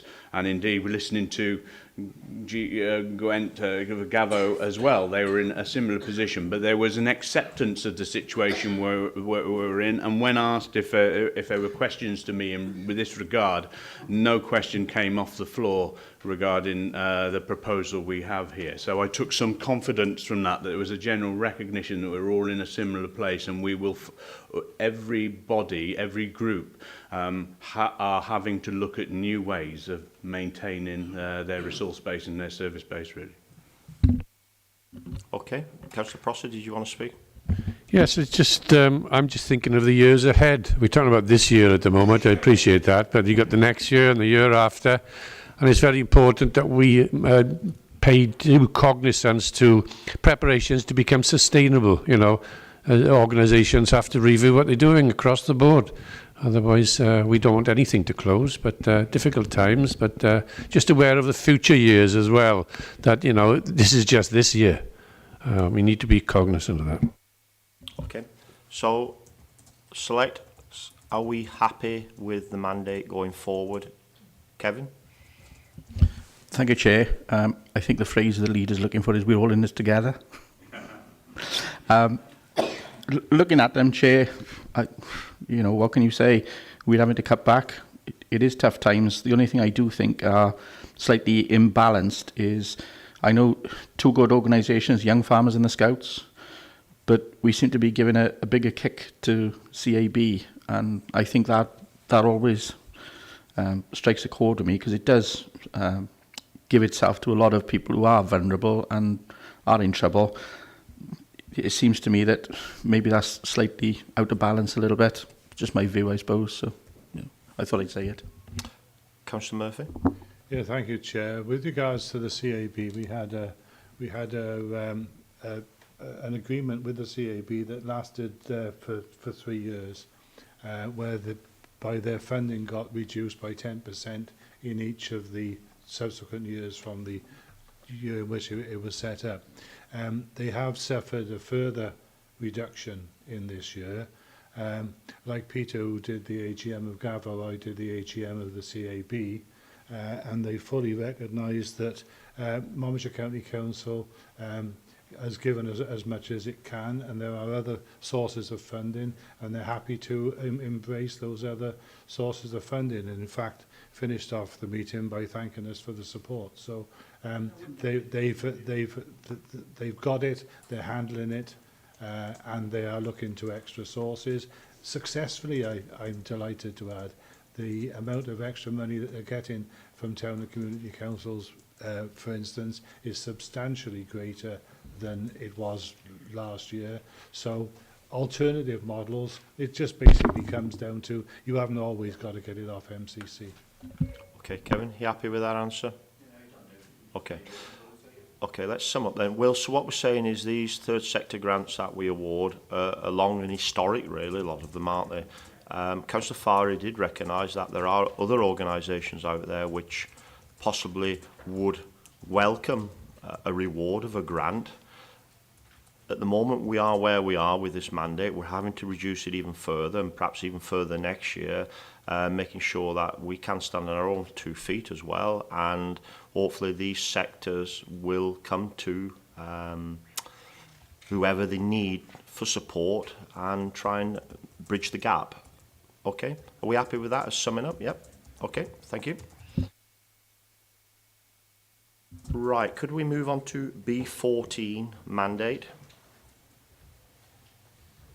Roger, this is one of yours. Yeah, thank you, Mr. Chairman. Roger Hoggins, Head of Operations. This is feedback from the consultation exercise in particular, and the mandate was made up of several parts. One part was in relation to planting more wildflowers rather than hybrid display planting. The other aspect was in relation to Linda Vista and using voluntary green fingers more extensively. There was a third part in relation to the Sexton service in Chepstow, but that has been withdrawn. However, the issue around verge maintenance has been introduced, and that is verge maintenance for our routes and unclassified routes. So to just expand upon that slightly, A and B roads are presently cut once a year with visibility sprays and safety cuts carried out more frequently. Our routes and unclassifieds are presently cut twice a year. We've suggested that that be reduced to once a year. However, it then plays into Mandate 21, where we're seeking for some more support from town and community councils and seeking for them to contribute towards further cuts on those roads should they consider that to be appropriate. So it is a case of working between the two. At the time, the Select Committee expressed some concern about the, particularly around the verge maintenance element, albeit there are differing views, those who seek to support the pollinator policy and those who are more keen to see them cut more frequently. Okay, thanks, Roger. Any questions off members? Councillor Prosser. Yes, just an observation and a question. I mean, towns generally don't have many verges, so, you know, they're out to the case the community councils, which have most of it. I would like to think, yeah, you know, we cut back, less cuts, and I think you did make reference to emergency cuts, if you like. So I would like to think that we have got a hit squad, if you like, so that where it is quite obvious that due to our cutback in cuts, a problem has evolved, that we would get in there and rectify it, as simple as that. So just to be aware that we do have to have that sort of resource.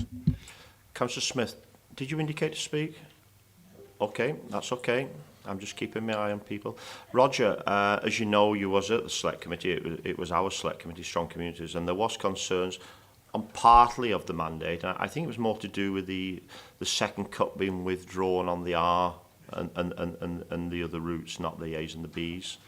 And I think the reasons behind that were because, i.e. the foliage falling into the road, issues with cyclists, with people travelling down them roads having to move into the centre of the road with lanes, etc. And I think the main issues were more on a safety aspect, when you could cut them and why and when, I think, more than anything. On a personal note, as chairman, and as where I come from, I think a lot of my routes that were trimmed twice a year are major routes nowadays. With being our routes, they are major cut-throughs, and the countryside isn't what it used to be, and that's my own personal saying on that. The wildflowers, I think as a Select Committee we're going to bring that back. I think that's with the committee. Linda Vista Garden, we no issues with that. I think, so I said it was the R and the minor routes losing its second cut. Any questions on that? No? You happy to take that mandate forward? Yep, okay, thank you. Okay. Right, could I just take... You're very welcome, Roger. Could I take mandate B15, please, Roger? Okay, thanks, Chairman. Again, this is feedback from the Select Committee and also from the broader consultation exercise around, particularly around social media and the like, and concern expressed about the impact of reducing the highways maintenance generally. It's been put into as a mandate. It is fully compliant and in support of the continuance agreement, where it was stated that the authority would be looking to maintain or reduce costs within these areas. In putting it forward, we've also offered assurances that emergency services and winter maintenance and the like will be sustained, and that was formed part of the mandate when it was brought forward. However, it's brought back in front of members because it was an area which was raised some concern through the consultation exercise. Okay, members, any questions? Councillor Prosser. Yes, on that particular mandate, I mean, I think everyone's getting used to the fact if they want their road totally resurfacing, they're going to have to wait a bit longer, you know, because there just ain't any money there. But obviously there are times when you have, you know, severe potholes develop, and just to reinforce, I'll ask the question of the officer, have we got resources in place to accommodate such instances, because they do create hazards from time to time. Part of the exercise, Mr. Chairman, has to be for the officers to look at the available resources, both in terms of revenue and capital, albeit we have a reduction in capital, the capital budget as well.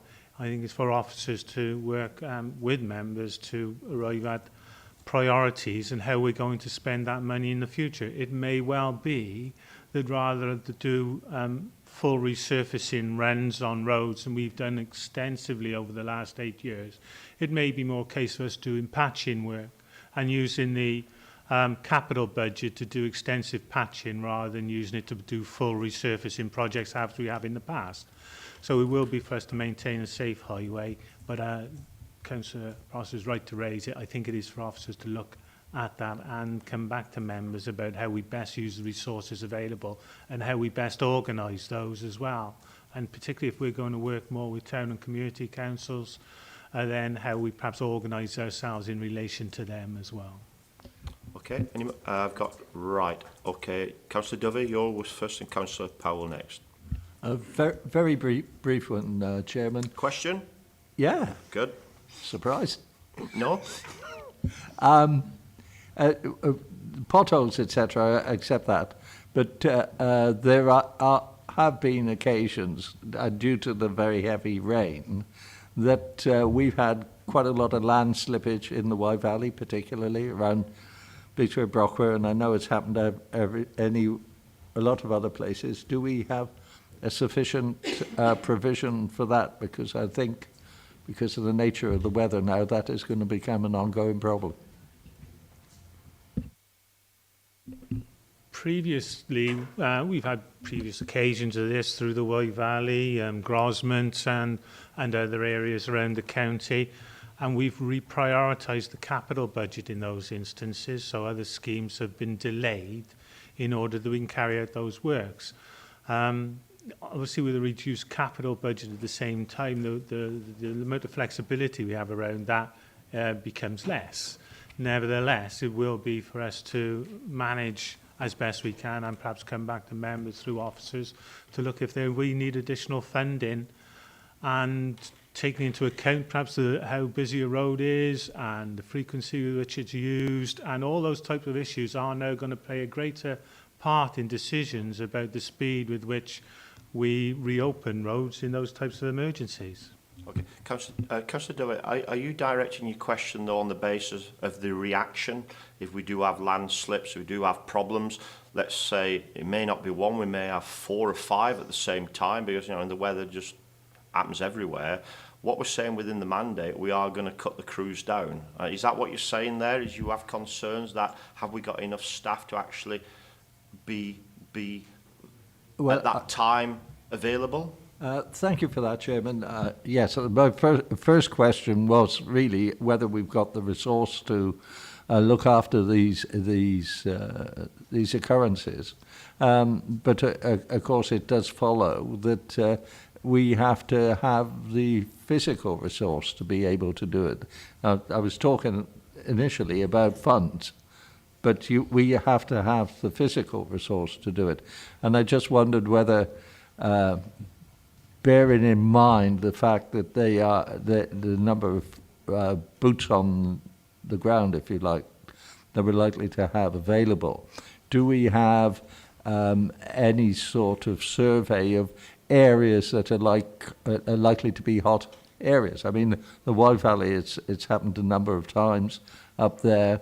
There are certain areas that would seem to be prone to this sort of thing. So really, it's boots, and are we looking at perhaps taking some action before it happens, if you like, looking at it in that Have you way? got an answer?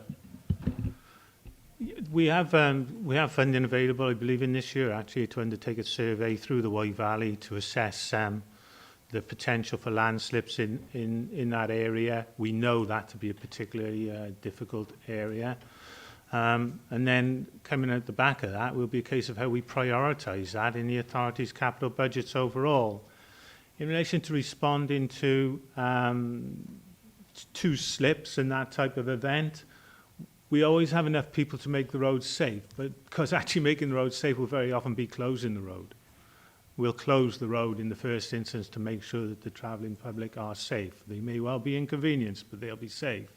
Thereafter, it is a case of either we use in-house resources, our own crews, or we use subcontractors, and we've used both in the past. In that case, it will be we will need to find the funding available to do that. So we then have to prioritise our revenue and capital accordingly.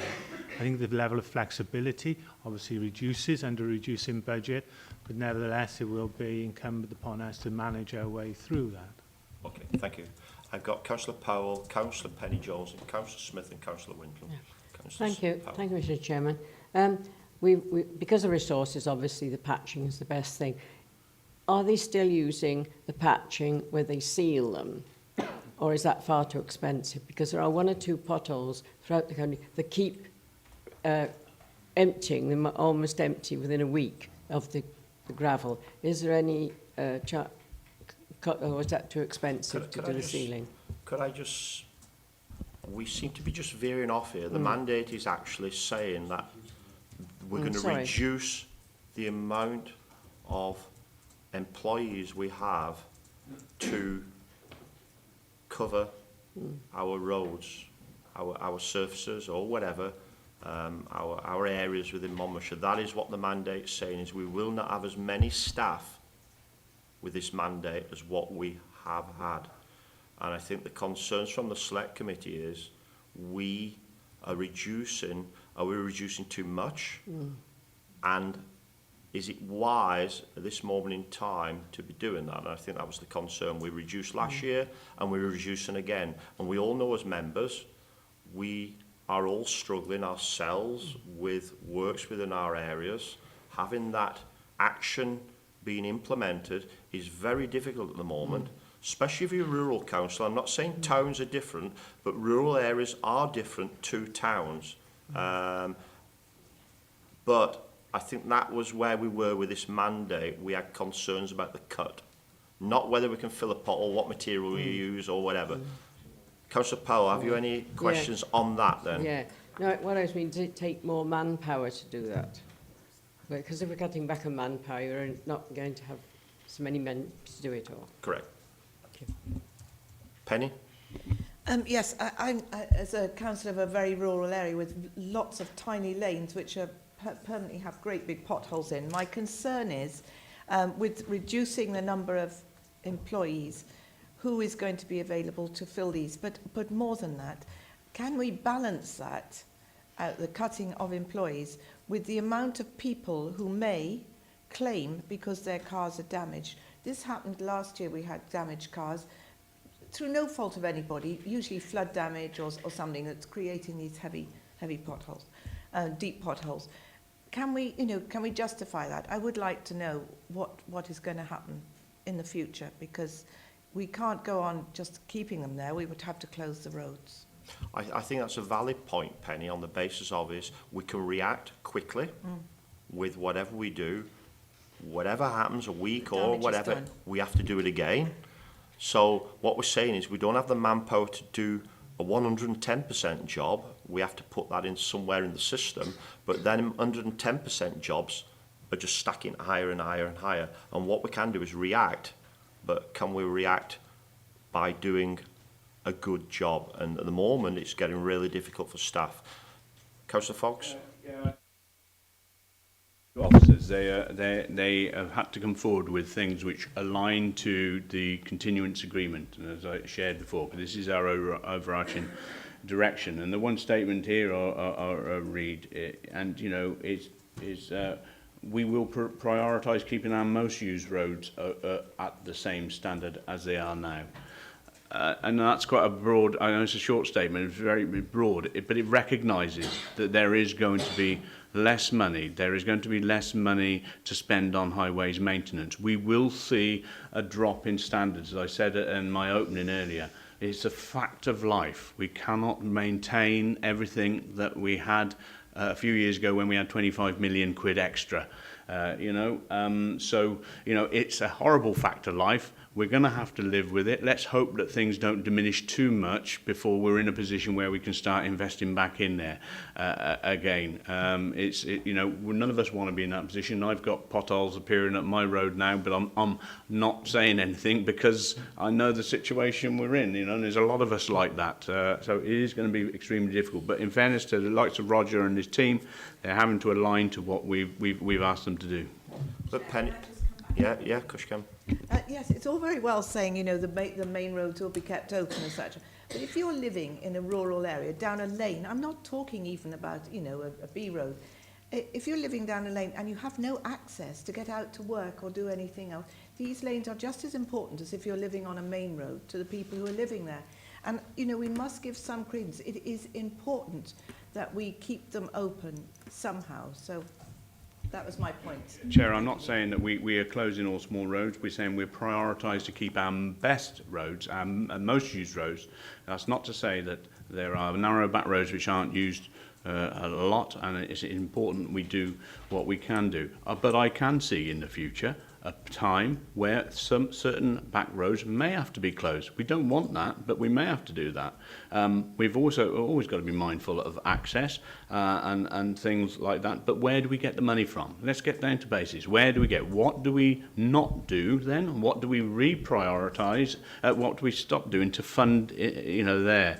We've actually in Monmouthshire over the several years have been investing quite heavily into highways. We've been borrowing additional monies each year to invest in above and beyond what our budget allowed us to do. So we've tried to put our road stock into a reasonable standard. However, it is sad that it'll diminish again and we'll have to start that process back again. But I just don't know when we're prioritising those key areas of education, social services and protecting those local services. Something's going to slip. As I said, certain standards in certain areas are bound to move down. So we've got to watch it, we've got to monitor it, and I'll be led by professional advice about roads which need to get to a state where they need to be closed or whatever.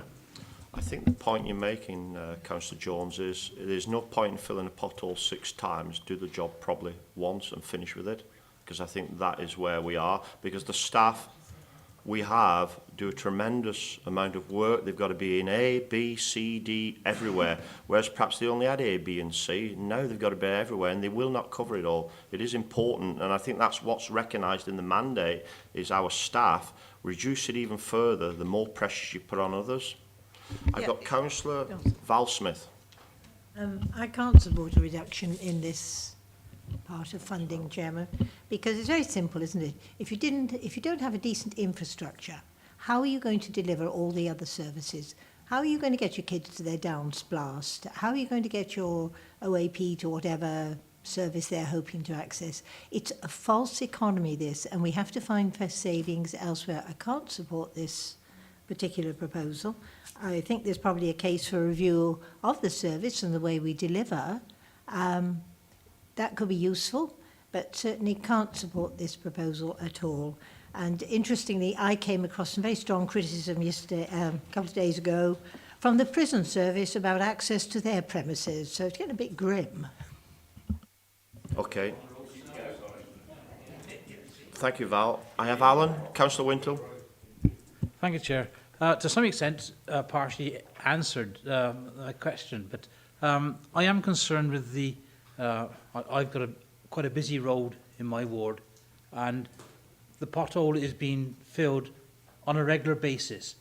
Couldn't we use a different material, which is not quite so removed so easily by the water, the rain we've been receiving? It seems that's a waste of money. I appreciate that, you know, that we've got a reducing workforce. You know, why are they going over the same place every other day when they needn't? If we can do a better job or a different material. Councillor Wintle, I think that is the point. Is we're going to reduce. They're going to have less staff to do more work, and we carry out work so many times we could be doing elsewhere. Roger, I know it's drifting slightly because that is up to you to resolve. Our problem here is quite rightly, Councillor Smith has made the point, is we are reducing staff for an increased workload. Generally, that does not work. Very briefly, because you have started to talk about the operational aspects of it. We do use this patching where we rush in there, we just bang something in the hole and run away from it. That being said, we then come back and do the job correctly. That's done for the safety purposes in the first instance as we come back.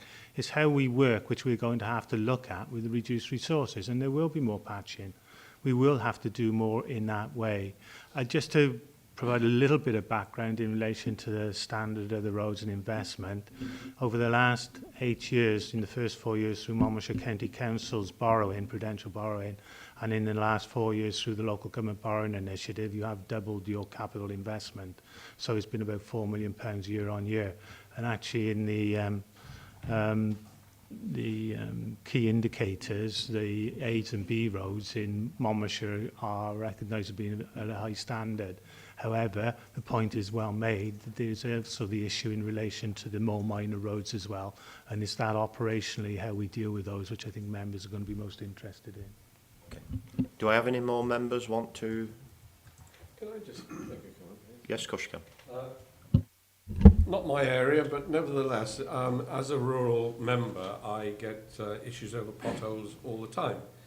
And I do know that the crews can fill, and Roger will give me the correct figures, if you do a quick and dirty job, if you like, and make that road safe, one crew can do something like 100 in a day.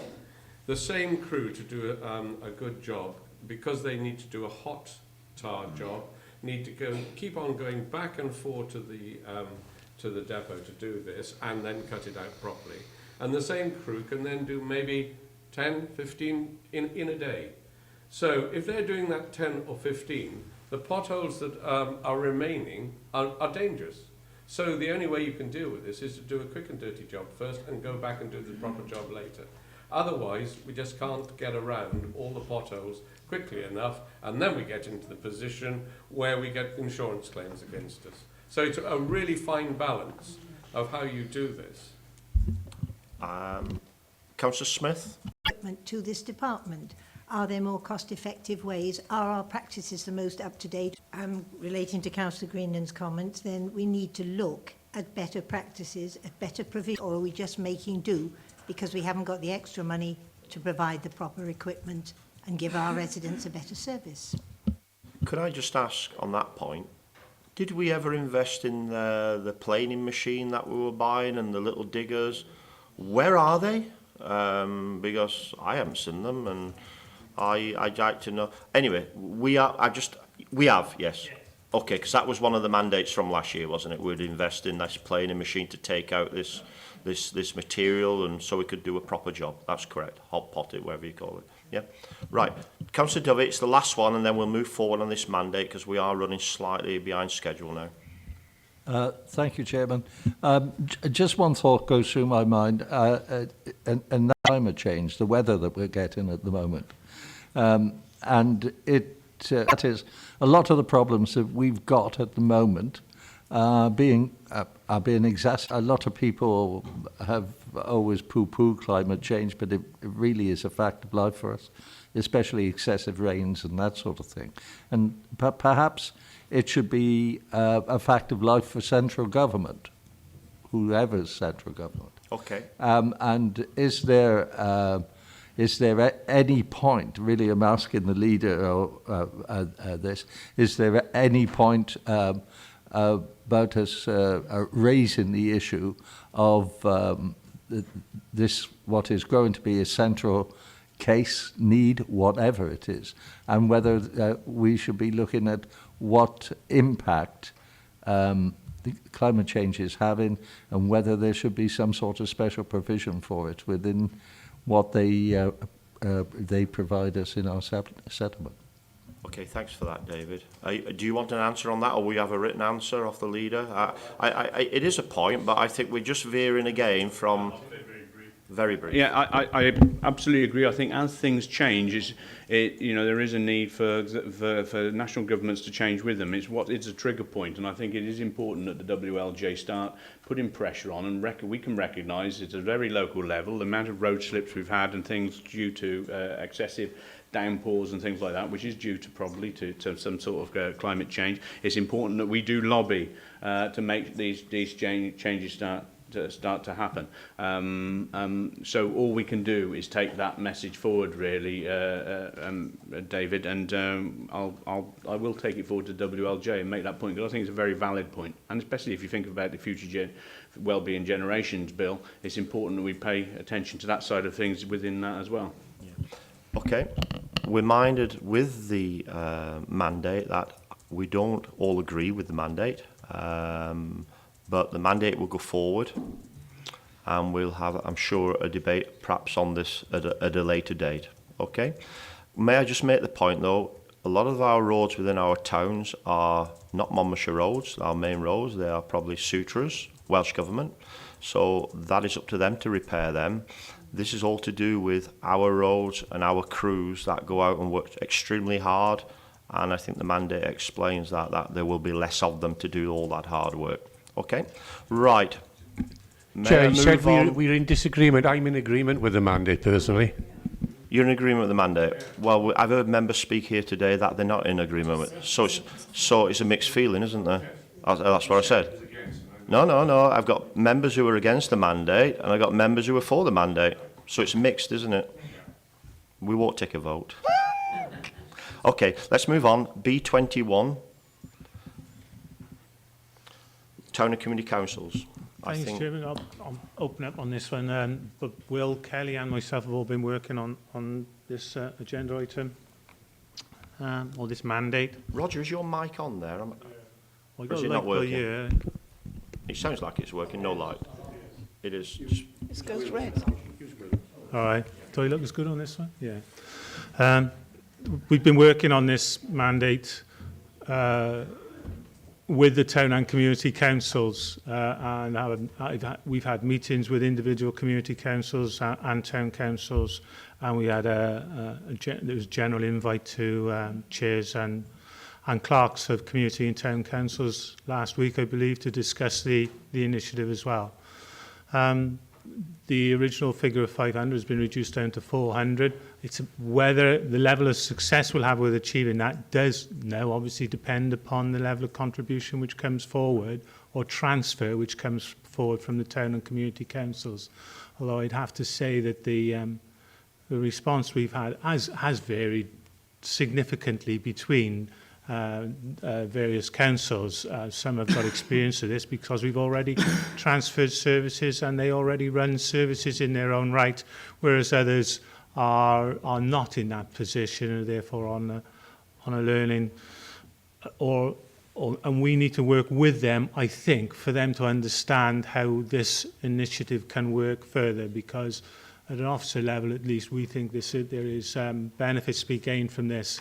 We will see some in 16, 17, but the feedback, particularly from the meeting we had with the town and community councils, was it's probably a piece of work which needs to be developed on and on and on, and to help them to work as individuals or in clusters, I would say, as well, to be able to contribute towards localised services. So at the moment, we have had some feedback from town councils and community councils about what services they wish to take on board.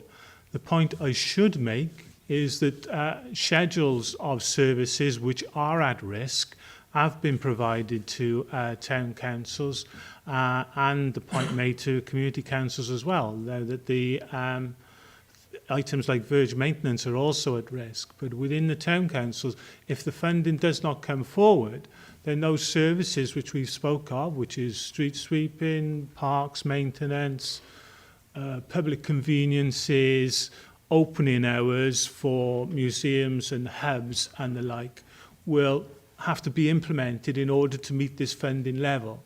So none of it includes closures, but it does look at transfers or reduced hours on some of those services. So that is also an implication if the level of funding does not come forward.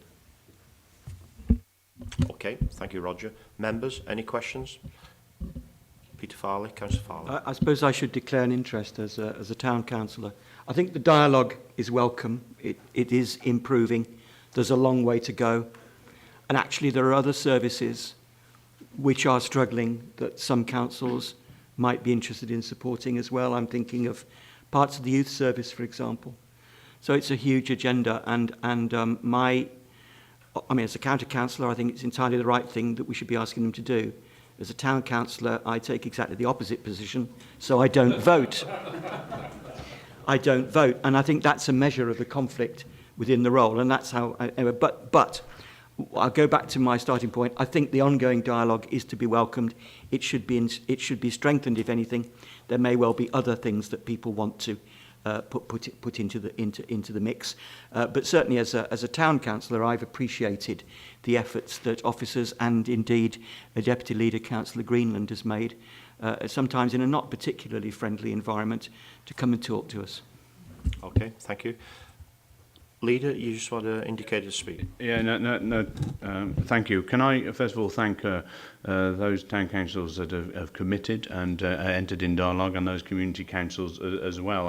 I was in my own community council last night that actually decided that it needed to understand more, so it ring-fenced £5,000 out of a reserve. It couldn't identify what they are, but £5,000 to look at working collaboratively.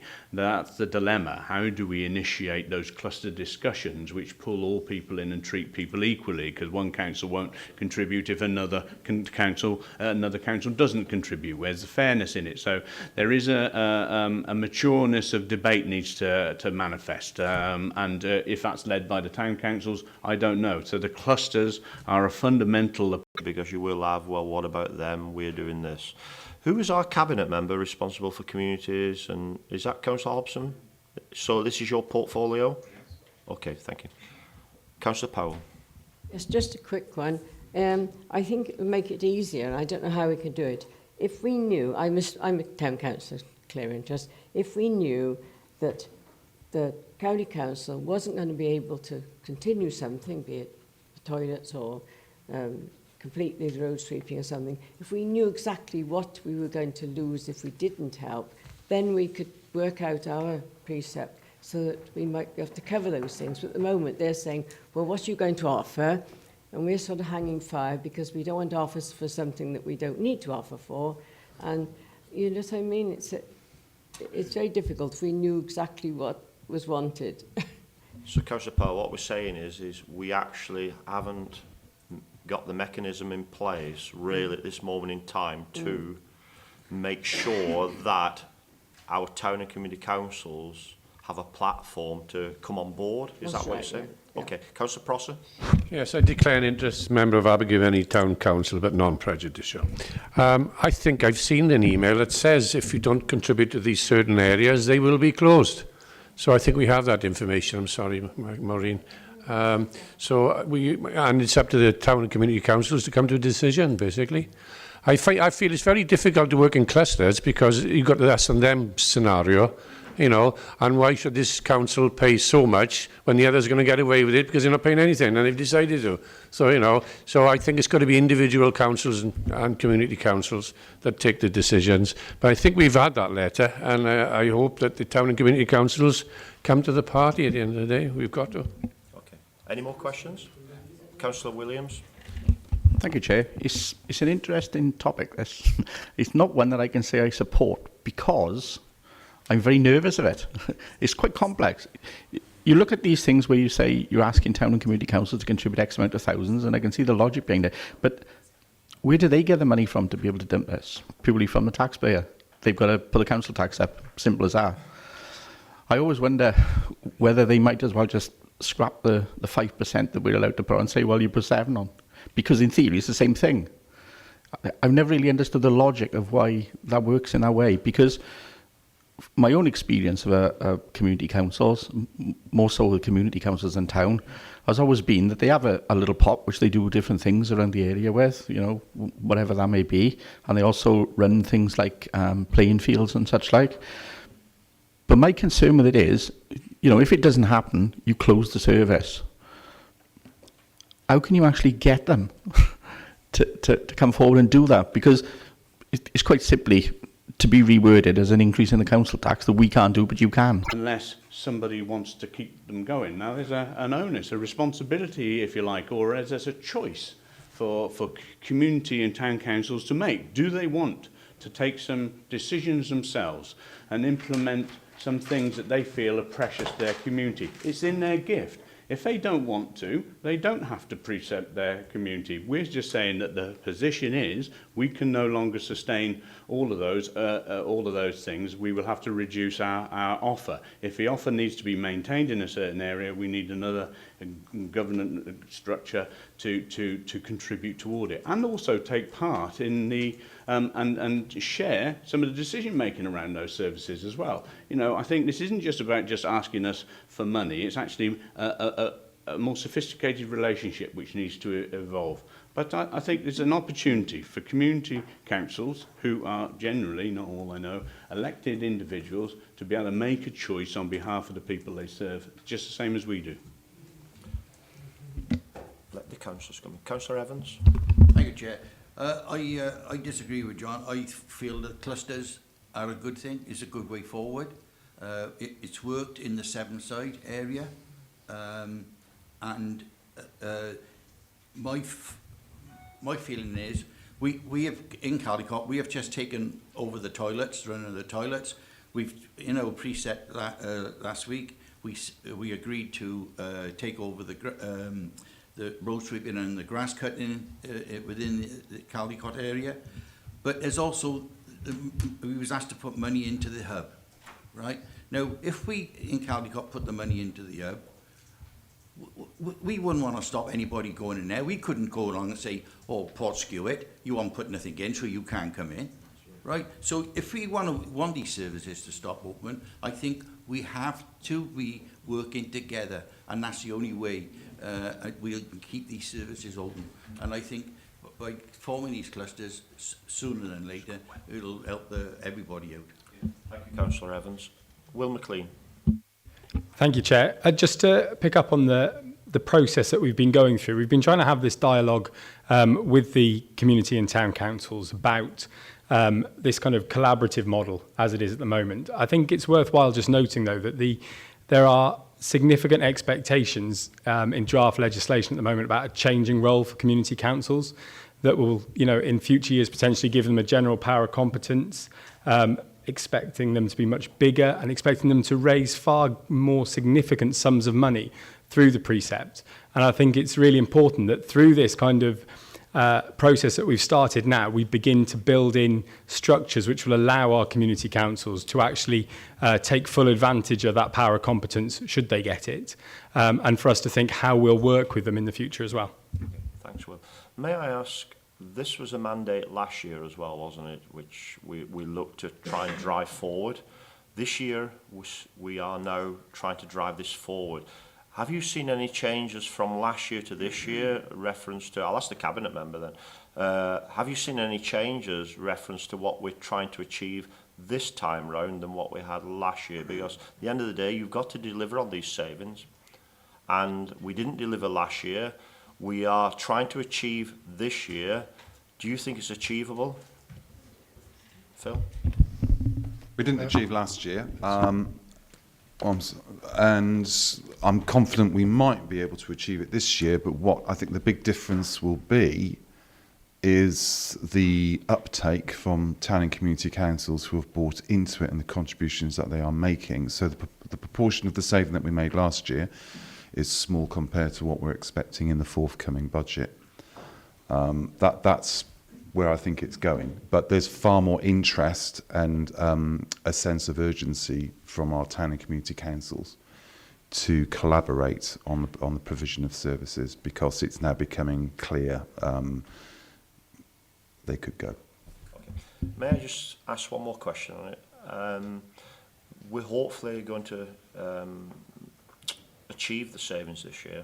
How are we entering into negotiations? And it was quite important there with our smaller community councils. And I remember one community council there, it did state that its precept that it raises pays for just looking after some woodland and some paths within its area.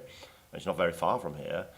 And if we are going to cut some of them services, is it not in the interest of that community council to actually get on board with its neighbour town council and ask for some help? I can't say it's going to be achieved with some of them, because another example is to actually run some of these town and community councils, they are spending more of the precept now than ever on just running them, i.e. clerking, gatekeepers, cleaners. Probably 2/3 of their precept is going on just opening the door, and then what we're going to do is ask for a a percentage of your money as well to retain some of the services. So it's either they've got to put it up, their precepts, or they have to spend some of what they have in reserves, or they don't enter into an agreement. You know, I mean, I think it's a delicate balancing act. Anybody can answer that question? I'll have a couple of, there's a couple of things. First of all, on your first question about will these be delivered, can I be very clear that the budget there, the expectation is £400,000 will be made. If town and community councils can come forward and deliver that, great. If they can't, we will be trimming service areas as described to balance that expectation. So it's not that we're going to pull out of this one, then we'll chuck a couple $100,000 from something else in. That won't happen. That we can't be. We've got to be strong and disciplined over how we approach the budget. So the reality is, say we may be 250,000 quid toward that target with contributions or expressions of interest. I don't know if we are. You know, if that was the final case, there's 150,000 to be taken down out of those service areas to make it up. That's just a fact that we're going to have to do that. You know, we're past the days of having the luxury of being able to just tide too much. The smaller community is a really good point, Simon, and that's about that sophisticated approach of a cluster approach, where a collaborative approach. It's just a small version of what we're having to do, isn't it? You know, about actually starting to prioritise where we spend. So, as you said, many town and community councils are spending a lot of money on certain things. Well, they'll have to make a decision in the same way as we do. Are these still the priority areas for them? Should they reprofile? Should they put up their council tax? You know, so it's actually just devolving. It's devolving some responsibility and an opportunity to people. The bit which I'm really anxious about. It's not anxious about, or we need to work on as a local authority to help facilitate this more mature conversation between all of those elements, be it small or big. And how do you broker that? And how do you create a formula which is fair, which is prorated on what can be afforded? And you know, so there's a mature conversation, but it has to be had. And it'll need to start, well, it may not be in place to be able to realise all of this, but it needs to be in place for the future, as Will said, as things roll out with that deeper expectation on community councils, this more mature conversation is going to have to start being progressed. Councillor Murphy. Yeah, thank you, Chair. I was going to pick up on several aspects of that, but Dave, you're absolutely right. And with regard to clusters, it will only work in clusters. Individual community councils in particular won't do this, but they might as part of a cluster. And it is true to say that the Sevenside plus Cowent one is probably the one that's further ahead than any other, and we've been using that as an example in various meetings of how this could work. And of course it's all about the perception of who values what services where. If we just put council tax up, well, first of all, we're likely to be capped and we wouldn't be able to. And at the moment, although the legislation that we'll refer to does talk about the potential of capping community councils as well. But if we can't do it and community councils value it and they want that service that comes under threat to be retained, at least they're paying for that service, not everybody, which would be the effect of putting council tax up. So it's really picking up from Peter's point, is people taking responsibility for protecting that is valued by their communities and doing it in such a way that it's achievable. Just whacking council tax up to do that isn't. Councillor Greenland, you had indication to speak. Yeah, thank you, Chair. This whole debate about collaboration for community councils takes me back a few years to the time when Carl Sargent was the Minister for Local Government, and his big thing was collaboration. If you councils do not collaborate, then wait and see what happens. And of course, it didn't happen. Not enough councils were prepared to actually go down that road. And very largely, that's why we are, where we're facing a forced amalgamation. Welsh Government have jurisdiction over community councils, and Monmouthshire has one of the largest numbers of community councils. I wouldn't like to see forced amalgamations of community councils, but if we don't get collaboration, I suspect that might be down the line for community councils in the future. Not from Monmouthshire, obviously, we don't have that jurisdiction, but the Welsh Government does. Penny? I'd just like to point out that actually some community councils, sorry, I'm a member of Raglan Community Council, and we're meeting tonight, but I'd just like to point out that some community councils have already had these talks last year and have already joined this scheme and have already added to their precept with this in mind. We're talking as though nobody has, and I'd just like to ask Roger or whoever how many people have actually joined this scheme, Roger, as a result of you going around last year, and Roger, whether it's been would you like to ask successful. Penny's question, or anybody can answer Penny's question if Roger can't answer it? Thank you. It did. Towns and community councils, not all of them, but some of them, I can't be explicit, but all in different ways are contributing towards services or taking on services. It does vary, and it is true to say that the reception, I'll say, in the first instance and then after the engagement between community councils varies significantly, largely perhaps down to awareness of the issue and where we're going, and perhaps that's back to ourselves to help facilitate this going forward so there's a better understanding. The point which Will made about the general competence, I was talking to a clerk to one community council recently and they were asking about, can we have some more information about that and what does it mean for us? So there is an awareness issue around this and perhaps something we need to work with. But it is true, and Councillor Jones is quite right, Raglan has been very proactive in bringing this forward. Okay, thank you, Roger. Any more questions? Councillor Dovey? Thank you, Chairman. This is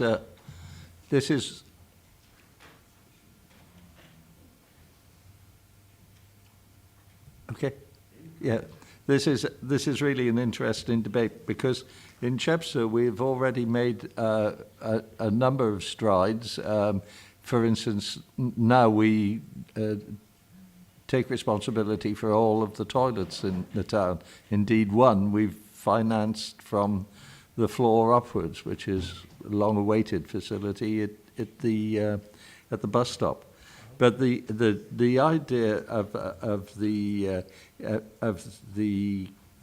town councils being able to put their precept up, which they can do, is a very delicate one, if you like, because the precept issue has got to be set against the reserves that the town council has. And I mean, there is an issue within Chepstow that we are anxious that we keep our reserves at, for me, perhaps a little too fine, but at a level that is acceptable. So what would be, I think, helpful for people like the good burghers of Chepstow to know is whether or have an indication as to whether the efforts that are being made by the town council on their behalf are broadly in line with what the council wants of us. We have people within the council who still haven't got the message. I'll probably be slaughtered for this, but who still haven't got the message that, you know, this is a difficult time and you cannot take discretionary services, if that's what you want to call them, as being paid by the county any longer. And, you know, so we also need that bit of information that says, yeah, what you have decided to do is broadly in line with what we need in terms of the budget. And I'd like to be assured as well, is that people that have been willing to make, under pressure perhaps, willing to make contributions, councils that have been willing to make contributions, are not going to be the ones that are going to stand in for other councils who don't. And that is why I'd like an indication for the council as to whether what commitment they've made is broadly in line with the county's requirements. Yeah, I think the leader made that very clear, that we will be cutting services. If you do not buy in, they will be cut. I think you made a very valid point, and it's been raised on a number of occasions within this debate on this mandate, is what is good for one will have to be good for the rest. And if one signs in, it means if the other doesn't sign in, they will lose that service. And what we don't want is, we want continuity with this mandate, because if we don't, it will never, never work, because it will come back and bite some people. We've got to make sure we have the continuity. For one, will have to be for the rest, for everyone. I've got last one, Peter. I'm going to round this off and I'm going to close the meeting because members are back in here at 2. It's not a... 1:30. I'm picking up on there is a need for more and better communication. It's not that long ago that there were area service managers who used to do this sort of linkage between the county and town councils and others. I'm not suggesting that they be brought back, but I think there is a need for a very clearly identifiable local interface, if you like. It's not just about one-stop shops, etc., etc. Ideally, a person. We can explore that elsewhere, but I think it's fundamental to this. Okay. Right, members, we're happy with the mandate, but what we're looking for in this mandate is delivering it this financial year to the best we can, and we're making sure that the continuity with town and community councils is level, that each and every one of our town and community councils has a level playing field, not one signing up and the other one retaining the service. Okay? Right, can I move? Okay. Right. May I wish everybody a Merry Christmas and a Happy New Year, and stay safe, and look forward to seeing you on Thursday, and I'll close the meeting. Thank you.